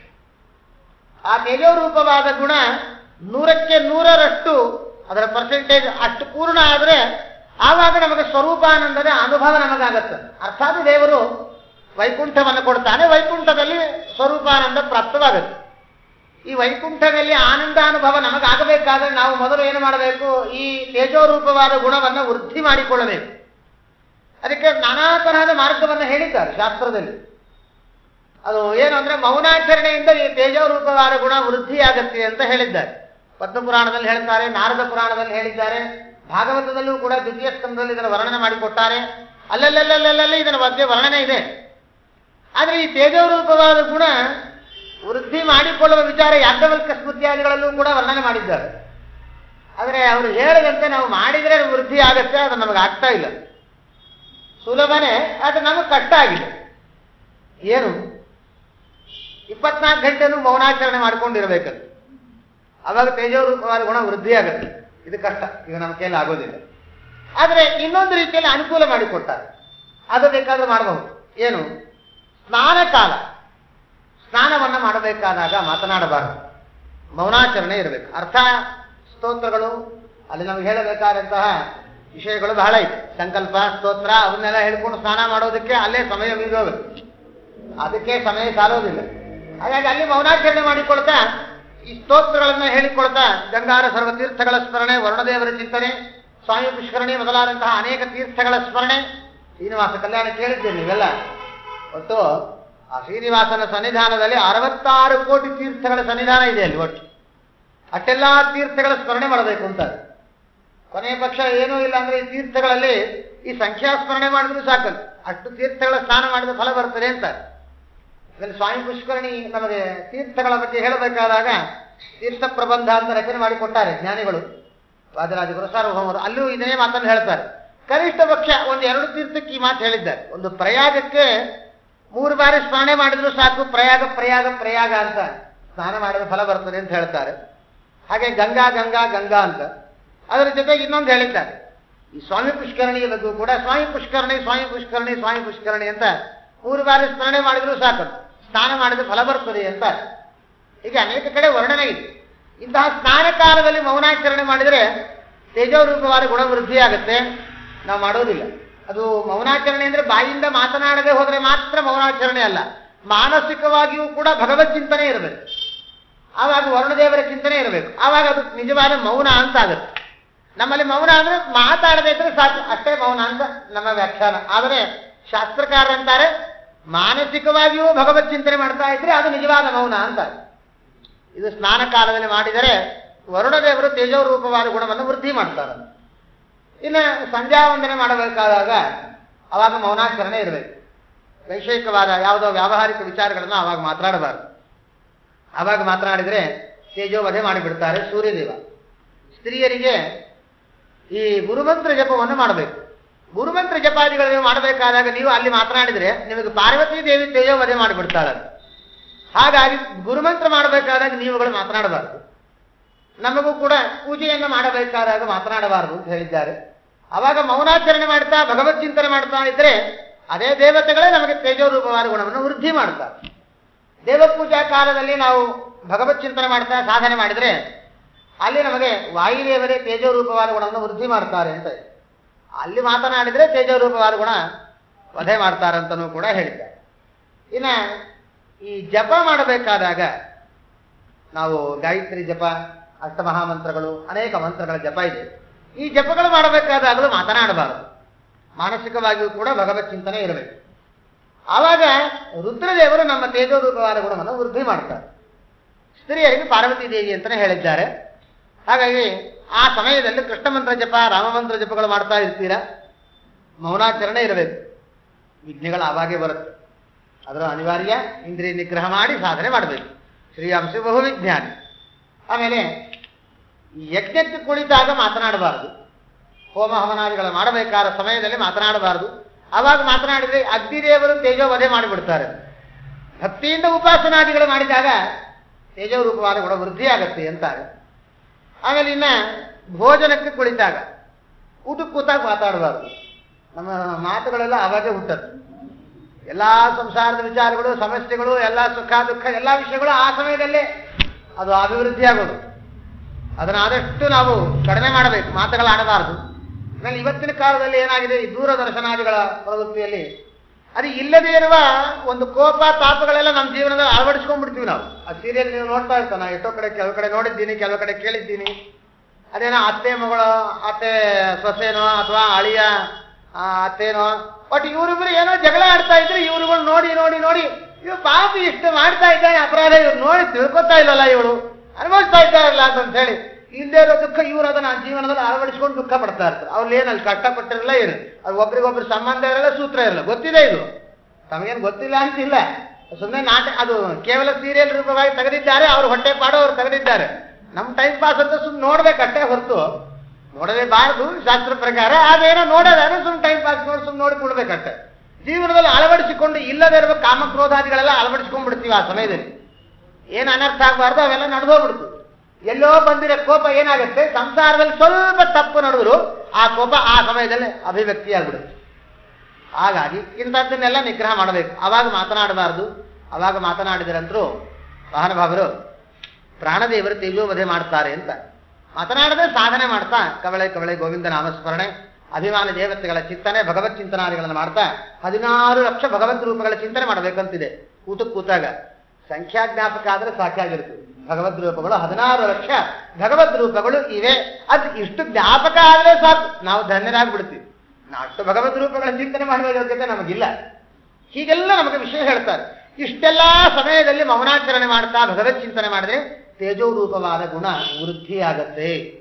ಆದರೆ ಇದೆಲ್ಲದಕ್ಕಿಂತ ಅತಿ ವೇಗದಲ್ಲಿ ತೇಜೋ ರೂಪವಾದ ಗುಣ ವೃದ್ಧಿಯಾಗಬೇಕಾದರೆ ನಾವು ಭಗವದ್ ರೂಪಗಳ ಚಿಂತನೆ ಮಾಡಿದಾಗ ವೃದ್ಧಿಯಾಗತ್ತೆ. ಹಾಗೆ ಆ ರೂಪಗಳನ್ನು ಮರೆತಾಗ ಅಷ್ಟೇ ಬೇಗ ಆ ಗುಣಗಳು ಹ್ರಾಸವಾಗ್ತಾ ಬರ್ತದೆ. ಹಾಗಾಗಿ ಭಗವಂತನ ಚಿಂತನೆ, ದಶಾವತಾರಗಳ ಚಿಂತನೆ, ಭಗವದ್ ರೂಪಗಳ ಚಿಂತನೆ ನಮಗೇನು ಬಹಳ ಕಷ್ಟ ಇಲ್ಲ, ತುಂಬಾ ಸುಲಭ, ಅತಿ ಸುಲಭ, ಅತಿ ಸುಲಭ ಆಗಿ. ಮಹಾನುಭಾವರಂತಾರೆ ಜ್ಞಾನಿಗಳೆಲ್ಲ ಕುಳಿತಾಗ, ನಿಂತಾಗ, ಎದ್ದಾಗ, ಓಡಾಡಬೇಕಾದಾಗ, ಕೆಮ್ಮಿದಾಗ, ಸೀನಿದಾಗ, ನಕ್ಕಾಗ, ಅತ್ತಾಗ ಎಲ್ಲಾ ಸಮಯದಲ್ಲೂ ಕೂಡ ಹರಿಯ ನಾಮಸ್ಮರಣೆ ಮಾಡಬಹುದು. ಅದಕ್ಕೇನೂ ಶ್ರಮ ಇಲ್ಲ. ಮಡಿ ಇದ್ದೀವಿ, ಮೈಲಿಗಳೇ ಇದ್ದೀವಿ, ಏನು ಹೇಳೋದು ಬೇಕಾಗಿಲ್ಲ. ನೀನು ಯಾವ ವೇಷದಲ್ಲಿ ಹೇಗಾದ್ರೂ ಇರೋ ಹರಿ ಕೃಷ್ಣ ಗೋವಿಂದ ಅಂತ ಹೇಳಿ ಅಚ್ಯುತ ಅನಂತ ಗೋವಿಂದ ಅಂತ ಭಗವತ್ ಚಿಂತನೆ ಮಾಡಬಹುದು ಅಂತಾರೆ. ನರಜನ್ಮ ಬಂದಾಗ ನಾಲಿಗೆ ಇರುವಾಗ ಕೃಷ್ಣ ಎನ್ನಬಾರದೆ? ಏನಿದೆಪ್ಪ ಕಷ್ಟ, ಏನಿದೆ ಅದರಲ್ಲಿ ಕೃಷ್ಣ ಅನ್ನೋದಕ್ಕೆ? ಹರಿ ಕೃಷ್ಣ ನಾಮಸ್ಮರಣಾದಿಗಳು ಮಾಡೋದಕ್ಕೆ, ಆ ಭಗವತ್ ಚಿಂತನಾದಿಗಳು ಮಾಡೋದಕ್ಕೆ, ಆ ಭಗವದ್ ರೂಪಗಳ ಮಹಿಮಾದಿಗಳನ್ನು ಶ್ರವಣ ಮಾಡಬೇಕು. ಒಂದ್ಸಲ ಕೇಳಿದ್ದೀವಲ್ಲ, ಮತ್ತೆ ಮೇಲಿಂದ ಏನು ಕೇಳೋದಂದ್ರು ಪಾಪಕರ್ಮಗಳು ಒಂದ್ಸಲ ಮಾಡ್ತೀವೇನಪ್ಪ, 16 ಬಾರಿ ಮಾಡ್ತಾನೆ ಇರೋದಿಲ್ಲ, ಸಾವಿರಾರು. ಎಷ್ಟು ಶ್ರೀಮರಾಚಾರ್ಯ ಹೇಳ್ತಾರೆ, ಆ ಚತುರ್ದಶವಾದ್ ವರ್ಷಾತ್ ಕರ್ಮಾಣಿ ನೀವೇನಂತೂ ದಶಾವರಾಣ ದೇಹಾರ. ಬ್ರಾಹ್ಮಣನ ಬಗ್ಗೆ ಹೇಳಿದ್ದಾರೆ, ನಮ್ಮ ಬಗ್ಗೆ ಹೇಳೇ ಇಲ್ಲ. ಅವ್ನು ದೇವ್ರ ಕಟ್ಟೆ ಬಿಟ್ರೆ ಬಾವಿ ಕಟ್ಟಬಿಟ್ರೆ ತುಳಸಿ ಕಟ್ಟಿ ಬೇರೆ ಕಟ್ಟಿನೇ ಗೊತ್ತಿಲ್ಲ ಅವನು. ಇಷ್ಟು ಸಾಧಕ ಪುರುಷ, ಅವನು 10 ಜನ್ಮಕ್ಕೆ ಮಾಡಬೇಕಾದಷ್ಟು ಪಾಪಕರ್ಮವನ್ನು ಒಂದೊಂದೇ ದಿನಕ್ಕೆ ಮಾಡ್ತಾರಂತೆ. ನಮ್ಮ ಪರಿಸ್ಥಿತಿ ಏನಿಲ್ಲ, ಎಷ್ಟು ಪಾಪಕರ್ಮವನ್ನೇ ಮಾಡ್ತೀವಿ ನಾವು. ಅದಕ್ಕೆ ಜ್ಞಾನಿಗಳಂತಾರೆ ಭಗವಂತನ ಮಹಿಮಾದಿಗಳ ಶ್ರವಣ ಮಾಡ್ತಾ ಇದ್ರೆ ಜೀವನ ಸಾರ್ಥಕವಾಗುತ್ತೆ. ದಾಸವರಣ್ಯರಂತಾರೆ ಕೇಳಿದ್ದನ್ನ ಎಷ್ಟು ಸಲ ಕೇಳೋದಂದ್ರೆ, ಕೇಳಿದ್ದನ್ನ ಜೀವನದಲ್ಲಿ ಆ ಗುಣಚಿಂತನೆ ಮನನ ಸಾಧನೆ ಮಾಡುವುದಕ್ಕೆ ಕೇಳಬೇಕು. ಕೇಳಿದ್ದನ್ನ ಸಾಧನೆ ಮಾಡ್ಲಿಕ್ಕೆ ಆಗ್ಲಿಲ್ಲ ಅಂದ್ರೆ ಒಂದ್ಸಲ ಕೇಳಿದ್ರೆ ಬರೋದಿಲ್ಲ, 10 ಸಲ ಕೇಳು, 50 ಸಲ ಕೇಳು, 100 ಸಲ ಕೇಳು. ಎಲ್ಲಿ ತನಕ ಸಾಧನೆ ಅದು ಮಾಡುವ ತನಕ ಅದನ್ನು ಕೇಳ್ತಾನೆ ಇರಬೇಕು ಅಂತಾರೆ ಮಹಾನುಭಾವರು. ಇದೇ ವಾದರಾಜರೇ ಅಂತಾರೆ, ಅನುದಿನದಿ ಶ್ರವಣ ಮನನಾದಿ ಸಾಧನವ ಮಾಡು ಅಂತಾರೆ. ಇನ್ನು ಸ್ವಲ್ಪ ದಾಸವರಣ್ಯರೆಲ್ಲ ಸ್ವಲ್ಪ ಕಠೋರವಾಗಿ ಬೈತಾರೆ. ಗರ್ವದ ಹರಟೆಯ ಹೊಡೆದಿರೋ ಮನುಜ ಮನವೇ ಮಾಧವನ ಕೊಂಡಾಡುತ್ತ ಹರಿವಾರ್ತೆಯ ಕೇಳಿದ್ದೇ ನೀ ಕೇಳು. ಭಗವಂತನ ಮಹಿಮೆಗಳನ್ನ ಮೇಲಿಂದ ಮೇಲೆ ಕೊಂಡಾಡಬೇಕಪ್ಪ. ಭಗವಂತನ ವಿಶೇಷವಾದ ಅನುಗ್ರಹವಾಗ್ತದೆ. ಈ ದಶಾವತಾರ ಸ್ತೋತ್ರದ ಹಿನ್ನೆಲೆಯಲ್ಲಿ ಒಂದು ಉಪೋದ್ಘಾತ ಕಥಾಭಾಗ ತಮ್ಮೆಲ್ಲರಿಗೂ ಗೊತ್ತಿರುವಂತಹದ್ದೇ. ಈ ದೇಶಪಾಂಡೆ ಅಂತ ಹೇಳಿ ಒಬ್ಬ ವ್ಯಕ್ತಿ ಒಂದು ತನ್ನ ಹೊಲವನ್ನ ರಕ್ಷಣೆ ಮಾಡ್ತಾ ಇರಬೇಕಾದಾಗ ಒಂದು ಬಿಳಿ ಕುದುರೆ ಆಹಾರವನ್ನ ತಿಂತ ಹೋಗ್ತಾ ಇತ್ತು. ಇದನ್ನ ಅವನೇನು ಮಾಡ್ತಾ ಇದ್ದ, ಅದನ್ನು ಓಡಿಸಬೇಕು ಅಂತ ಹೇಳಿ ಬೆನ್ನ ಇಟ್ಕೊಂಡು ಬಂದಿದ್ದಾನೆ. ಆ ಕುದುರೆಯು ಕೂಡ ಓಡಿ ಬಂದು ವಾದಿರಾಜರು ಇರುವಂತಹ ಮಠದ ಒಳಗಡೆ ನುಗ್ಗಿದೆ. ಕೊನೆಗೆ ಅದನ್ನು ಹುಡುಕೊಂಡು ಬಂದ ಒಳಗಡೆ ನೋಡಿದ್ರೆ ಕುದುರೆ ಕಂಡಿಲ್ಲ. ವಾದಿರಾಜರ ಹತ್ರ ಹೋಗಿ ನಮಸ್ಕಾರ ಮಾಡಿ, ಸ್ವಾಮಿ ದಯಮಾಡಿ ಕ್ಷಮಿಸಬೇಕು, ತಪ್ಪು ತಿಳಿಯಬಾರದು, ತಮ್ಮಲ್ಲಿ ಸಾಕಿದ ಕುದುರೆಯಿಂದ ನಮ್ಮ ಈ ತೋಟ, ಈ ನಾವು ಹೊಲ ಗದ್ದೆ ಎಲ್ಲ ನಾಶ ಆಗಿ ಹೋಗ್ತಾ ಇದೆ. ಅಂತಾರೆ, ಅಲ್ಲಪ್ಪ ನಾವು ಯಾವ ಕುದುರೆಯನ್ನು ಸಾಕಿಲ್ಲಪ್ಪ, ಸಾಕಿದ್ರೆ ತಾನೇ ನಾಶ ಆಗೋದಕ್ಕೆ. ಯಾಕಂದ್ರೆ ನೀನು ನೋಡ್ಕೊಂಡು ಬಾ, ಇಡೀ ಮಠದಲ್ಲಿ ನೀನು ಮಠದಲ್ಲಿ ಬಂದು ಸೇರಿಕೊಂಡಿದೆ ಅಂತ ಹೇಳಿದೆಲ್ಲ, ಇಡೀ ಮಠ ಎಲ್ಲ ನೋಡಿಕೊಂಡು ಬಾ. ಆಯ್ತು ಅಂತ ಅವನ ಮಠ ಎಲ್ಲ ಹುಡುಕಾಡಿ ಬಂದ, ಮೂಲೆಯಲ್ಲಿ ಹುಡುಕಾಡಿ ಬಂದ. ಎಲ್ಲಿ ಹುಡುಕಾಡಿದ್ರು ಆ ಕುದುರೆ ಕಾಣಲಿಲ್ಲ. ಏನಪ್ಪ ಏನಾಯ್ತು, ಕುದುರೆ ಸಿಕ್ತಾ? ಇಲ್ಲ ಸ್ವಾಮಿ, ಯಾವ ಮೂಲೆ ಹುಡುಕಿದ್ರು ಕಾಣ್ತಾ ಇಲ್ಲ, ಕಣ್ಣಾರೆ ಕಂಡಿದ್ದೀನಿ ನಾನು ಆ ಕುದುರೆ ಬಂದಿರೋದು. ಇಲ್ಲ ಅಂದ್ರೆ ನೀವು ವಿಚಿತ್ರ, ನಂಗೆ ಮಾಯಾ ಅರ್ಥ ಆಗ್ತಾ ಇಲ್ಲ. ಒಂದು ನಿಮಿಷ ಸುಮ್ಮನೆ ಕೂಡು ಅಂತ ಹೇಳಿ ತಾವೇ ಭಗವದ್ ರೂಪಗಳ ಚಿಂತನೆ ಮಾಡಿದ್ರು. ಆ ಹಯಗ್ರೀವ ರೂಪಿಯಾದ ಭಗವಂತನ ಚಿಂತನೆ ಮಾಡಿದರೆ ಅವನ ಲೀಲೆಗಳೆಲ್ಲ ಅರ್ಥ ಆಯ್ತು ವಾದಿರಾಜನಿಗೆ. ಪರಮಾತ್ಮನ ಅನುಗ್ರಹ ಮಹಾನುಭಾವರಿಗೆ. ಯಾತೋಪಾಸಕರು ಇವರೆಲ್ಲ ಕಂಡಲ್ಲಿ ವಿಶ್ವ ರೂಪವ ಕಂಬುವರು, ಉಂಡು ಉಣಿಸಿದ್ದೆಲ್ಲ ನಿನ್ನ ಯಜ್ಞವೆಂಬುವರೋ ರಂಗ, ನಿನ್ನ ಕೊಂಡಾಡುವ ಮಂಗಳಾತ್ಮರ ಸಂಗ ಸುಖವಿತ್ತು ಕಾಯೋ ಕರುಣ ಸಾಗರ. ಇದನ್ನೆಲ್ಲ ವಾದಿರಾಜ ಗುರುಸಾರ್ವ ಚರಿತಾಮೃತ ಅಂತ ಹೇಳಿ ವೇದನಿಚಿತ್ತ ಶ್ರೀಪಾದಂಗಳವರೇ ಮಹಾನುಭಾವರು ಅದನ್ನು ರಚನೆ ಮಾಡಿ ಕೊಟ್ಟಾರೆ. ಆ ಸಮಯದಲ್ಲಿ ವಿಚಾರ ಮಾಡ್ತಾರೆ, ಎಲ್ಲಿಂದ ಬಂತು ಏನಾಯ್ತು ಅಂತಂದಾಗ, ಪ್ರವಿಶಂತಂ ತರಂಗಂತೋ ಕ್ಷುದ್ರ ಕ್ಷೇತ್ರಾಧಿಪೋ ಗುರುಂ ಭವದಶ್ವೇನ ಮೇ ಕ್ಷೇತ್ರಧಾನ್ಯ ಸರ್ವಸ್ವಮಾಹುರತಂ ಯೋಗೀಂದ್ರ ಮಮ ಸಂಶಯಂತಂ ಕ್ಷೇತ್ರಮರ್ಹವಿದತ್ಗುರೋ ಇತ್ಯರ್ಥಯಂತಂ ತಂ ಪ್ರಾಹ ಮದಾರಾಧ್ಯ ಕೃಪಾಂತವೇ ಕೃತವಾನ್ ಸುಕೃತಿತ್ವಂ ಹೇ ಪಶ್ಯ ಕ್ಷೇತ್ರಂ ಪ್ರಜೆ ಪುನಃ ಇತ್ಯುಕ್ತ ಪ್ರಾತರಾಯಾತಃ ಸವರ್ಣ ಚಣಕೋತ್ತರೈ ಪೂರಿತಂ ಕ್ಷೇತ್ರಮಾಲೋಕ್ಯ ವಿಸ್ಮಯಾನಂದ ನಿರ್ಭರಃ. ಆ ಸಮಯದಲ್ಲಿ ಮಹಾನುಭಾವರು ಕಣ ತೆಗೆದು ಹೇಳ್ತಾರೆ, ನೋಡೋ, ಸಾಮಾನ್ಯವಾದ ಕುದುರೆ ಅನ್ಕೊಂಡಿದ್ದೇನೋ, ಸಾಕ್ಷಾತ್ ನಮ್ಮ ಉಪಾಸ್ಯ ಮೂರ್ತಿಯಾದ ಹಯಗ್ರೀವ ರೂಪಿಯಾದ ಭಗವಂತ ಹಯಮುಖನಾದಂತಹ ಸ್ವಾಮಿ ಕುದುರೆಯ ರೂಪದಲ್ಲೇನೆ ಸ್ವಾಮಿ ಈ ನಿನ್ನ ತೋಟವನ್ನೆಲ್ಲಾ ಕಡೆ ಓಡಾಡಿ ನಿನ್ನ ತೋಟವನ್ನು ಉದ್ಧಾರ ಮಾಡಿದ್ದಾನೆ. ನೀನು ಬೆಳೆಸಿದ ಆಹಾರವನ್ನು ಸ್ವೀಕಾರ ಮಾಡಿದ್ದಾನೆ. ಧನ್ಯನಾಗಿದ್ದೀಯ ನೀನು. ನಾವೆಲ್ಲ ಭಗವಂತನಿಗೆ ಅರ್ಪಣೆ ಮಾಡಬೇಕಾದ ಪ್ರಸಂಗದಲ್ಲಿ ಸುಮ್ಮನೆ ಏನೋ ಚಕ್ರ ಮುದ್ರಾದಿಗಳನ್ನೆಲ್ಲ ತೋರಿಸಿಬಿಟ್ಟು ಕೃಷ್ಣಾರ್ಪಣ ಅಂತಂತೀವಿ. ಆದ್ರೆ ನಿನ್ನ ಏನು ಯೋಗ್ಯತೆಯೋ ಏನು ಪುಣ್ಯವೋ ನಿನ್ನದು ಸಾಕ್ಷಾತ್ ಭಗವಂತ ನೀನು ಬೆಳೆಸಿದ ಆಹಾರವನ್ನು ತಾನಾಗಿ ಬಂದು ಸ್ವೀಕಾರ ಮಾಡಿದ್ದಾನೆ. ಸುಮ್ಮನೆ ಏನೋ ಹೇಳ್ತಾ ಇದ್ದೀನಿ ಅನ್ಕೋಬೇಡ. ಈಗ ಬೆಳಗಿನ ಸೂರ್ಯೋದಯ ಪೂರ್ಣ ಆಗಿಲ್ಲ, ಸೂರ್ಯೋದಯ ಆಗತ್ತೆ. ಸೂರ್ಯೋದಯ ಆದ ಮೇಲೆ ನೀನೇ ನಿನ್ನ ತೋಟವನ್ನೆಲ್ಲ ಪರಿಪೂರ್ಣವಾಗಿ ನೋಡಿಕೊ. ಅದು ಎಲ್ಲೆಲ್ಲಿ ಆ ಕುದುರೆ ಓಡಾಡಿದೆಯೋ ಎಲ್ಲೆಲ್ಲಿ ತಾನು ಬಾಯಿ ಹಾಕಿ ಸ್ವೀಕಾರ ಮಾಡಿದ್ದಾನೆ ಭಗವಂತ. ಆ ಪದಾರ್ಥಗಳೆಲ್ಲ ಸ್ವರ್ಣಮಯವಾಗಿದೆ, ಬಂಗಾರದ ಕಾಳುಗಳಾಗಿದೆ, ನೋಡಿಕೋ ನೀನು ಅಂತಂತ ಹೇಳಿ ಏನು ವಾದರಾಜರು ಕೂತಲ್ಲೇ ಕೂತಿದ್ದಾರೆ, ಭಗವತ್ ಚಿಂತನೆ ಮಾಡ್ತಾರೆ. ಇವರೇನು ಹೋಗಿಲ್ಲ, ಅದೇನು ಸ್ಥಳಗಳೇನು ನೋಡಿಲ್ಲ ಮಾಡಿಲ್ಲ, ಪರೋಕ್ಷ ಜ್ಞಾನಿಗಳು, ಭಗವಂತನ ವಿಶೇಷವಾದ ಉಪಾಸಕರಲ್ವಾ. ಹಾಗಾಗಿ ಕುಳಿತಲ್ಲೇ ಹೇಳಿದ್ದಾರೆ. ಆಯ್ತು ಅಂತ ಬೆಳಗ್ಗೆ ಆಗಿದೆ. ಎಲ್ಲ ತೋಟವನ್ನೆಲ್ಲ ಹುಡುಕ್ತಾ ನೋಡ್ತಾ ಬಂದ್ರೆ ಎಲ್ಲೆಲ್ಲಿ ಕುದುರೆ ಬಾಯಿ ಹಾಕಿತ್ತು ಅಲ್ಲೆಲ್ಲ ಅರ್ಥಾತ್ ಹಯಮುಖನಾದ ಭಗವಂತ ತಾನು ಸ್ಪರ್ಶ ಮಾಡಿದ್ದ ತನ್ನ ವದನಾರವಿಂದದಿಂದ ಅವೆಲ್ಲ ಸ್ವರ್ಣದ ಕಾಳುಗಳಾಗಿದ್ದರು. ನೋಡಿ, ಪರಮಾನಂದ ಪಟ್ಟು ಮಹಾನುಭಾವ ಕೊನೆಗೆ ಆ ದೇಶಪಾಂಡೆ ಆ ಎಲ್ಲ ಪದಾರ್ಥವನ್ನ ಗುರುಗಳ ಚರಣಾರವಿಂದಕ್ಕೆ ಅರ್ಪಣೆ ಮಾಡಿಬಿಟ್ಟರು. ಸ್ವಾಮಿ ದೇವರೇ ಪ್ರೀತನಾಗಿ ಈ ಪದಾರ್ಥಗಳನ್ನು ಸ್ವೀಕಾರ ಮಾಡ್ತಾ ಇದ್ದಾನಂದ್ರೆ ಹಾಗಾದ್ರೆ ಇದಕ್ಕಿಂತ ದೊಡ್ಡ ಭಾಗ್ಯ ಏನಿದೆ? ಈ ಸಂಪತ್ತು, ಈ ಭೂಮಿ ಎಲ್ಲ ನಿಮ್ಮ ಚರಣಾರವಿಂದಗಳಿಗೆ ಅರ್ಪಣೆ ಮಾಡ್ತಾ ಇದ್ದೀವಿ. ಪ್ರತಿನಿತ್ಯ ಭಗವಂತ ಈ ಪದಾರ್ಥವನ್ನು ಸ್ವೀಕರಿಸಲಿ, ನನ್ನ ಕುಲವೇ ಉದ್ಧಾರವಾಗಿ ಹೋಗುತ್ತೆ, ನಾನು ಧನ್ಯ, ನನ್ನ ಜನ್ಮ ಸಾರ್ಥಕವಾಯಿತು ಅಂತ ಹೇಳಿ ಇಷ್ಟು ಹೇಳಿದ ಮೇಲೆ ಮುಂದೆ ಆ ಸಮಯದಲ್ಲಿ ಹಯಗ್ರೀವ ರೂಪಿಯಾದ ಭಗವಂತನ ಅನುಗ್ರಹ ಎಷ್ಟು ಜ್ಞಾನಾನಂದ ಗುಣಪರಿಪೂರ್ಣನಾದ ಭಗವಂತನಿಗೆ ಇನ್ಮೇಲೆ ಇಲ್ಲಿ ಬೆಳೆದ ಧಾನ್ಯವನ್ನೇ ಭಗವಂತನಿಗೆ ಅರ್ಪಣೆ ಮಾಡಿ ನಾವು ಅದನ್ನ ಸ್ವೀಕಾರ ಮಾಡಬೇಕು ಅಂತ ಹೇಳಿ ಅಲ್ಲಿ ಬೆಳೆದಂತಹ ಈ ತೊಗರಿ ಬೇಳೆಯನ್ನ ಅಲ್ಲೇ ಬೆಳೆಸಿದ್ದು ಅಂತ ಹೇಳಿ ಆ ಕಾಳುಗಳನ್ನು ತಂದು ಅದನ್ನು ಬೇಯಿಸಿ ಪ್ರತಿನಿತ್ಯ ತಮ್ಮ ತಲೆಯ ಮೇಲೆ ಇಟ್ಟುಕೊಳ್ಳಬೇಕು. ಆ ಆಹಾರವನ್ನ ಸಾಕ್ಷಾತ್ ಜ್ಞಾನಾನಂದ ಸ್ವರೂಪನಾದಂತಹ ಭಗವಂತ ತಾನು ಬಂದುಬಿಟ್ಟು ತನ್ನ ಎರಡು ಈ ಏನಂತೀರ ಮೊಣಕಾಲು ಅಂತೀರ, ಆ ಭಗವಂತನ ಎರಡು ಮೊಣಕಾಲುಗಳನ್ನ ಹೆಗಲ ಮೇಲೆ ಇಟ್ಟು ಆ ನೈವೇದ್ಯವನ್ನು ಸ್ವೀಕರಿಸಬೇಕಂತ. ಇಂತಹ ಯೋಗ್ಯತಾರೆ ನೈವೇದ್ಯ ಅಂತಂದ್ರೆ ಬರೀ ನೀರು ಎತ್ತಿದ್ದು ಸುತ್ತಿದ್ದು ಕೃಷ್ಣಾರ್ಪಣ ಅಂದಿದ್ದು ಇದು ನಮ್ಮ ನೈವೇದ್ಯ. ಇಲ್ಲಿ ವಾದಿರಾಜರು ಮಾಡುವಂತಹ ನೈವೇದ್ಯ ಸಾಕ್ಷಾತ್ ಭಗವಂತನೇ ಬಂದು ಅದನ್ನ ಸ್ವೀಕರಿಸಬೇಕು ಅಂತಂದ್ರೆ ಎಷ್ಟು ಆನಂದ. ಆ ಸಮಯದಲ್ಲಿಯೇನೆ ಭಗವಂತನಿಗೆ ನೈವೇದ್ಯವನ್ನ ತಾವು ಹಿಡಿದುಕೊಂಡಾಗ ದೇವರು ಅದನ್ನು ಸ್ವೀಕರಿಸ್ತಾ ಇರಬೇಕಾದಾಗಲೇನೆ ಆವಾಗ ಈ ಅಶ್ವಧಾಟಿಯಲ್ಲಿಯೇನೆ ಈ ದಶಾವತಾರ ಸ್ತೋತ್ರವನ್ನು ರಚನೆ ಮಾಡಿಕೊಟ್ಟರು. ಹಾಗಾಗಿ ಅದು ಅವತ್ತಿನಿಂದ ಇವತ್ತಿನವರೆಗೂ ಕೂಡ ವಾದಿರಾಜರು ಆ ಸ್ತೋತ್ರವನ್ನ ಆ ಜೊತೆಗೆ ಅಲ್ಲಿ ಪಾರಾಯಣ ಮಾಡುವುದರ ಜೊತೆಗೆ ಈ ದೇವರ ಪೂಜೆ ಎಲ್ಲ ಆದ ಮೇಲೆ ಅದನ್ನ ಭುಜನಿಸುವ ಸಮಯದಲ್ಲಿಯೂ ಕೂಡ ಈ ಸ್ತೋತ್ರವನ್ನು ಹೇಳ್ತಾ ಇದ್ರು. ಆ ಶಿಷ್ಯ ವರ್ಗದವರೆಲ್ಲರೂ ಪರಂಪರಾಗತವಾಗಿ ಹಾಗೆ ಅವತ್ತಿನಿಂದ ಹಿಡಿದುಕೊಂಡು ಇವತ್ತಿನ ತನಕವೂ ಇನ್ನು ಮುಂದೆಯೂ ಕೂಡ ನೀವು ಅನೇಕ ಯತಿವರೆಣ್ಯರು ತಮ್ಮ ತಮ್ಮ ಪೂಜಾ ನಂತರ ಆಮೇಲೆ ನಮ್ಮ ಮನೆಗಳಲ್ಲೂ ಕೂಡ ಈ ದಶಾವತಾರ ಸ್ತೋತ್ರವನ್ನು ನಾವೆಲ್ಲ ಪಾರಾಯಣ ಮಾಡ್ತಾ ಭಗವಂತನ ಒಂದು ಭುಜಂಗಿಸಿ ಅದನ್ನ ಪೆಟ್ಟಿಗೆಯಲ್ಲಿ ಇಟ್ಟು ಭಗವತ್ ಚಿಂತನೆ ಮಾಡಿ ಕೊನೆಗೆ ಭಗವಂತನ ಚರಣಾರವಿಂದಗಳಿಗೆ ಸಮರ್ಪಣೆ ಮಾಡುವುದು ಒಂದು ಸಂಪ್ರದಾಯಬದ್ಧವಾಗಿ ಬಂದಿರುವುದು.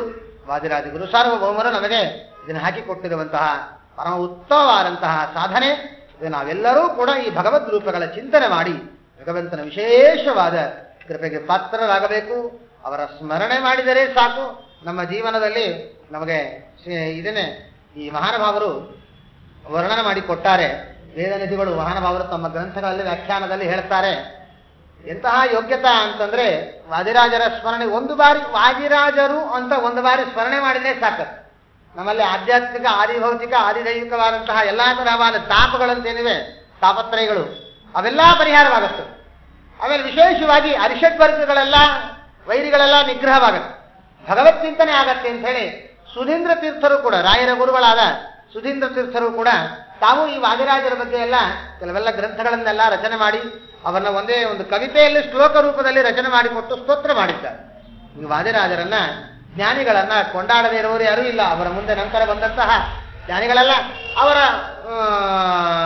ಜೊತೆಯಲ್ಲೇ ಇರುವಂತಹ ಚತುಷ್ಷಷ್ಟಿ ಕಲಾಂ ವಿದ್ಯಾ 64 ವಿದ್ಯಾ ಪಾರಂಗತರಾಗಿ 9 ಬಾರಿ ನ್ಯಾಯಸುಧಾವನ್ನ ವ್ಯಾಸರಾಜರಿಂದಲೇ ಕಲಿತು ಮಂಗಳ ಮಾಡಿ 108ರ ಮೇಲೆ ಗ್ರಂಥಗಳನ್ನೆಲ್ಲ ರಚನೆ ಮಾಡಿಕೊಟ್ಟು ಪೂರ್ಣಾನುಗ್ರಹ ಮಾಡಿದಂತಹ ವಿಜೇಂದ್ರ ತೀರ್ಥ ಶ್ರೀಪಾದಂಗಳವರು ಅವರು ವಾದಿರಾಜರನ್ನ ಶ್ಲಾಘನೆ ಮಾಡಿದ್ದಾರೆ. ಮುಂದೆ ಬರುವಂತಹ ಸುಧೀಂದ್ರ ತೀರ್ಥರು, ಗುರು ಸಾರ್ವಭೌಮರು, ರಾಯರು, ಸತ್ಯಭೌಮ ತೀರ್ಥರೇ ಮೊದಲಾದ ಅನೇಕ ಯತಿ ಪರಂಪರಾದಲ್ಲಿ ಬಂದವರು, ಆಮೇಲೆ ಶ್ರೀನಿವಾಸ ತೀರ್ಥರೇ ಮೊದಲಾದಂತಹ ಮಹಾಜ್ಞಾನಿಗಳು ಕೂಡ ಈ ವಾದಿರಾಜರನ್ನ ಶ್ಲಾಘನೆ ಮಾಡಿ ಸ್ತೋತ್ರ ಮಾಡಿ ಆನಂದ ಪಟ್ಟವರು. ಅಂತಹ ಮಹಾನುಭಾವರನ್ನ ನಾವು ವಿಶೇಷವಾಗಿ ಪ್ರಾತಸ್ಮರಣೀಯರು. ಬೆಳಗ್ಗೆದ್ದು ಇವರ ಸ್ಮರಣೆ ಮಾಡಿ ನಮ್ಮ ಕರ್ಮಗಳನ್ನು ಪೂರ್ಣ ಮಾಡಿಕೊಳ್ಳಬೇಕು.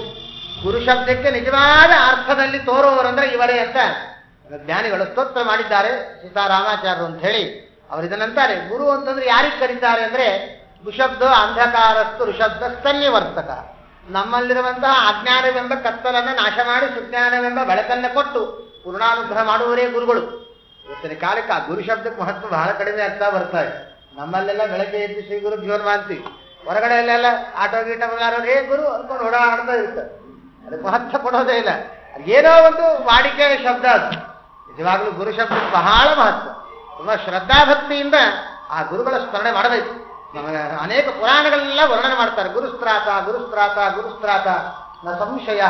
ಗುರುಗಳ ಸ್ಮರಣೆ ಮಾಡಿದರೆ, ಗುರುಗಳ ಆರಾಧನೆ ಮಾಡಿದರೆ ನಿಜವಾಗಲೂ ಜ್ಞಾನಿಗಳೆಲ್ಲ ಅಂತಾರೆ ಗುರುವಿನ ಗುಲಾಮನಾಗುವ ತನಕ ದೊರೆಯದಂಡ ಮುಕುತಿ. ಹಾಗಾಗಿ ಗುರುಗಳ ಚಿಂತನೆ, ಗುರುಗಳ ಉಪಾಸನೆ ಮಾಡಿ ನಮ್ಮ ಆತ್ಮೋದ್ಧಾರ ಮಾಡಿಕೊಳ್ಳೋಣ. ಆ ಗುರುಗಳು ತೋರಿಸಿದ ಮಾರ್ಗದಲ್ಲೇನೆ ನಾವು ಭಗವತ್ ಚಿಂತನಾದಿಗಳನ್ನ ಮಾಡೋಣ. ವೇದವ್ಯಾಸ ದೇವರ ಉಪಾಸನೆ ಮಾಡಿ ಅಥವಾ ಶಿವನಾಚಾರ್ಯರ ಉಪಾಸನೆ ಮಾಡಿ ನಮಗನೇಕ ರೂಪಗಳಲ್ಲಿ ಭಗವಂತನ ಅನುಗ್ರಹವಾಗುವಂತೆ ಮಾಡಿಕೊಟ್ಟಂತಹ ಮಹಾನುಭಾವರು ಶ್ರೀ ವಾದಿರಾಜ ಗುರು ಸಾರ್ವಭೌಮರು. ಅವರು ಮಾಡಿದ ಈ ಸ್ತೋತ್ರವನ್ನ ಪ್ರಾರಂಭದಿಂದ ಚಿಂತನೆ ಮಾಡೋಣ. ಅಪೇಕ್ಷಿತವಾದ ಎಲ್ಲಾ ಫಲಗಳನ್ನು ಕೊಡುವ ಶಕ್ತಿ ಈ ಒಂದು ಸ್ತೋತ್ರಕ್ಕುಂಟು. ಅಶ್ವಧಾಟಿಯಲ್ಲಿ ರಚಿತವಾದಂತಹದ್ದು. ಈ ನಿಜವಾಗಲೂ ಸಾಹಿತ್ಯದ ಒಂದು ವೈಖರಿಯಲ್ಲಿ ನಾವು ಬೇರೆ ಬೇರೆ ವೃತ್ತಗಳೆಲ್ಲ ಉಂಟು. ಆ ವೃತ್ತಗಳಲ್ಲೆಲ್ಲ ವಿಚಾರ ಮಾಡಿದ್ರೆ ಈ ವೃತ್ತ ನಮಗೆ ಕಾಣೋದೇ ಇಲ್ಲ. ನಿಜವಾಗಲೂ ಆ ರೀತಿ ವಿಚಾರ ಮಾಡಿದ್ರೆ ಈ ವೃತ್ತ ಇಲ್ಲೇ ಇಲ್ಲ, ಸುಮ್ಮನೆ ಏನೋ ರಚನೆ ಮಾಡಿದ್ದಾರೆ ಅನ್ನುವಂತಾಗ್ಬಿಡ್ತದೆ. ಆದರೆ ಹಾಗಿಲ್ಲ. ಪೂರ್ವದಲ್ಲಿ ಪುರಾತನ ಕಾಲದಲ್ಲಿ ಅಂದ್ರೆ ಈ ಆಚಾರ್ಯ ತ್ರಯರು, ನಮಗೆ ಆಚಾರ್ಯ ತ್ರಯರು ಅನ್ನೋದಿಲ್ಲ, ನಾವೆಲ್ಲ ಆಚಾರ್ಯ ಶ್ರೀಮದಾಚಾರ್ಯ ಏವ. ನಮಗೆ ಆಚಾರ್ಯರಂದ್ರೆ ಶ್ರೀಮದಾಚಾರ್ಯ ಒಬ್ಬರೇ ಅಂತಾನೆ ನಾವು ಉಪಾಸನೆ ಮಾಡಬಹುದು. ಆದರೆ ಲೋಕದಲ್ಲಿ ನಿಯಮ ಹೇಗಿದೆ ಅಂತಂದ್ರೆ ಶ್ರೀಮದಾಚಾರ್ಯರು, ಶಂಕರಾಚಾರ್ಯರು, ರಾಮಾನುಜಾಚಾರ್ಯರು ಅಂತ ಕರೀತಾರೆ. ಹೀಗೆ ಈ 3 ಜನರು ಕೂಡ ಅಶ್ವಧಾಟಿಯಲ್ಲಿ ಅವರೆಲ್ಲ ಸ್ತೋತ್ರಗಳನ್ನು ಮಾಡಿದ್ದುಂಟು, ಅವರುಗಳೆಲ್ಲ ರಚನಾದಿಗಳು ಮಾಡಿದ್ದುಂಟು. ಅದಕ್ಕೆಲ್ಲ ಬೇರೆ ಬೇರೆ ನಮಗೆ ರಾಮಾಯಣದಲ್ಲೂ ಕೂಡ ಆ ತರಹದ ಶ್ಲೋಕಗಳನ್ನೆಲ್ಲ ಕಾಣ್ತೀವಿ ನಾವು. ಆ ಭಗವಂತನ ಚಿಂತನೆ ಮಾಡಿದಂತಹ ಪರಮಸುಂದರವಾದಂತಹ ರಾಮಂ ಭಜೆ ಮನಸಿ ರಾಮಂ ದದೆ ಶಿರಸಿ ರಾಮಂ ಧರಾಮಿ ಹೃದಯೇ ರಾಮಂ ಸ್ತವೇ ವಚಸಿ ರಾಮಂ ಪ್ರಶ್ರಯೇ ವಯಸಿ ರಾಮಂ ಕರೋಮಿ ಸಕಲಂ ರಾಮಂ ನಮಾಮಿ ಭುವಿ ರಾಮಂ ತವ್ರೋಮಿ ಹೃದಭಿರಾಮಂ ಮುದಾಹಮಧುನಾ ರಾಮಂ ಸ್ಮರಾಮಿ ಪರರಾಮಂ ಪರಾಮಿ ರಾಮಂ ನಯಾಮಿ ಹಿತ ರಾಮಂ ಶರೀರಗಮಿಮಂ ಈ ಅಶ್ವಧಾಟಿಯಲ್ಲಿ ಅನೇಕರು ಬೇರೆ ಬೇರೆ ಬೇರೆ ಬೇರೆಯವರು ಕೂಡ, ಆಮೇಲೆ ಪ್ರಹ್ಲಾದ ಹಿಂದೆ ನತಯೇ ಅಂತಂತ ಹೇಳಿ ಈಗ ಶಂಕರಾಚಾರ್ಯರು ಕೂಡ ಅದನ್ನು ಮಾಡಿದ್ದುಂಟು, ಬೇರೆ ರಾಮಾನುಜ ಮತದವರು, ಬೇರೆ ಬೇರೆ ಇವರೆಲ್ಲರೂ ಕೂಡ ಅನಿಸುತ್ತೆ. ನಮಗೆ ಶಿವರಾಚಾರ್ಯರು ವಿಶೇಷವಾಗಿ ಈ ಶ್ಲೋಕವನ್ನ ರಚನೆ ಮಾಡಿಕೊಟ್ಟಿದ್ದುಂಟು ರಾಮನ ಆರಾಧನಾ ರೂಪದಲ್ಲಿ. ಇದನ್ನು ಅನುಸರಿಸಿಯೇ ವಾದಿರಾಜರು ಮಹಾನುಭಾವರು ತಾವು ಕೂಡ ನಮಗೆ ಅಶ್ವಧಾಟಿಯಲ್ಲಿ ಪರಮ ಸುಂದರವಾದ ರೀತಿಯಲ್ಲಿ ಈ ಒಂದು ದಶಾವತಾರ ಸ್ತೋತ್ರವನ್ನು ರಚನೆ ಮಾಡಿಕೊಟ್ಟಿದ್ದಾರೆ. ತುಂಬ ಸುಂದರವಾದಂತಹ ಸ್ತೋತ್ರ.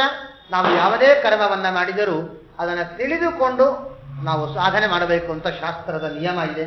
ಹಾಗಾಗಿ ಈ ಸ್ತೋತ್ರವನ್ನ ಎಲ್ಲರೂ ಹೇಳ್ತೀವಿ, ಹೇಳಲೇಬೇಕು, ನಿಯಮ, ಬರೋದಿಲ್ಲ ಅಂತ ಇಲ್ಲ.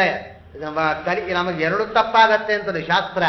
ಬರೋದಿಲ್ಲ ಅಂತೇಳಿ ಬಿಟ್ಟರೆ ಎರಡೂ ಅಪರಾಧ ಆಗತ್ತೆ. ಮೊದಲನೇದ್ದು ಮಾಡಬೇಕಾದ ಕರ್ತವ್ಯ ಕರ್ಮ ಅದನ್ನು ಮಾಡಲೇಬೇಕು, ಮಾಡದೇ ಇದ್ದಿದ್ದು ಒಂದು ಅಪರಾಧ ಆದರೆ ಇದನ್ನ ಈ ಸಮಯದಲ್ಲಿ ಮಾಡಬೇಕು ಅಂತ ತಿಳಿವಳಿಕೆ ಏನಿದೆ ಅಲ್ಲ, ಆ ತಿಳಿಯದೇ ಇದ್ದಿದ್ದು ಒಂದು ಅಪರಾಧ ಅಂತಾನೆ ಅಂತಾರೆ.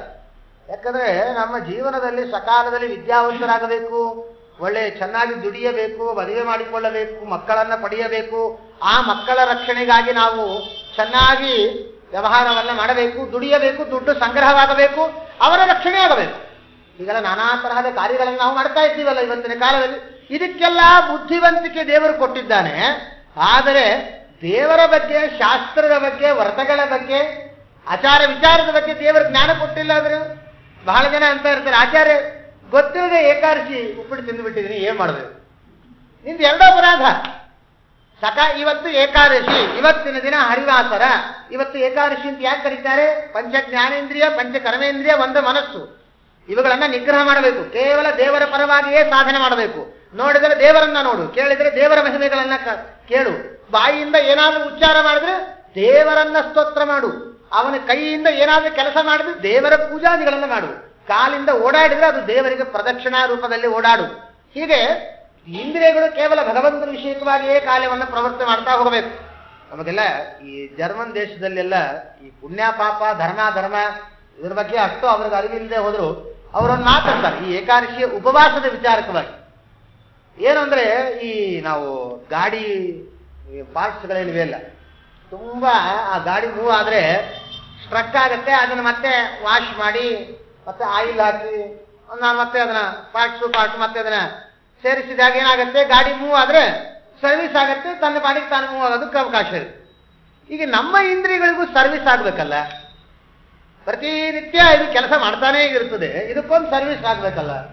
ಏನು ಗಾಡಿ ಪಾರ್ಟ್ ತೆಗೆದ ಹಾಗೆ ನಮ್ಮ ಇಂದ್ರಿಯ ಪಾರ್ಟ್ ತೆಗೆದು ವಾಶ್ ಮಾಡಿ ಮತ್ತೆ ಆಯಿಲ್ ಗೀಲ್ ಹಾಕಿ ಏನಾದ್ರು ಮಾಡಕ್ ಸಾಧ್ಯವಾ? ಇಲ್ವಲ್ಲ.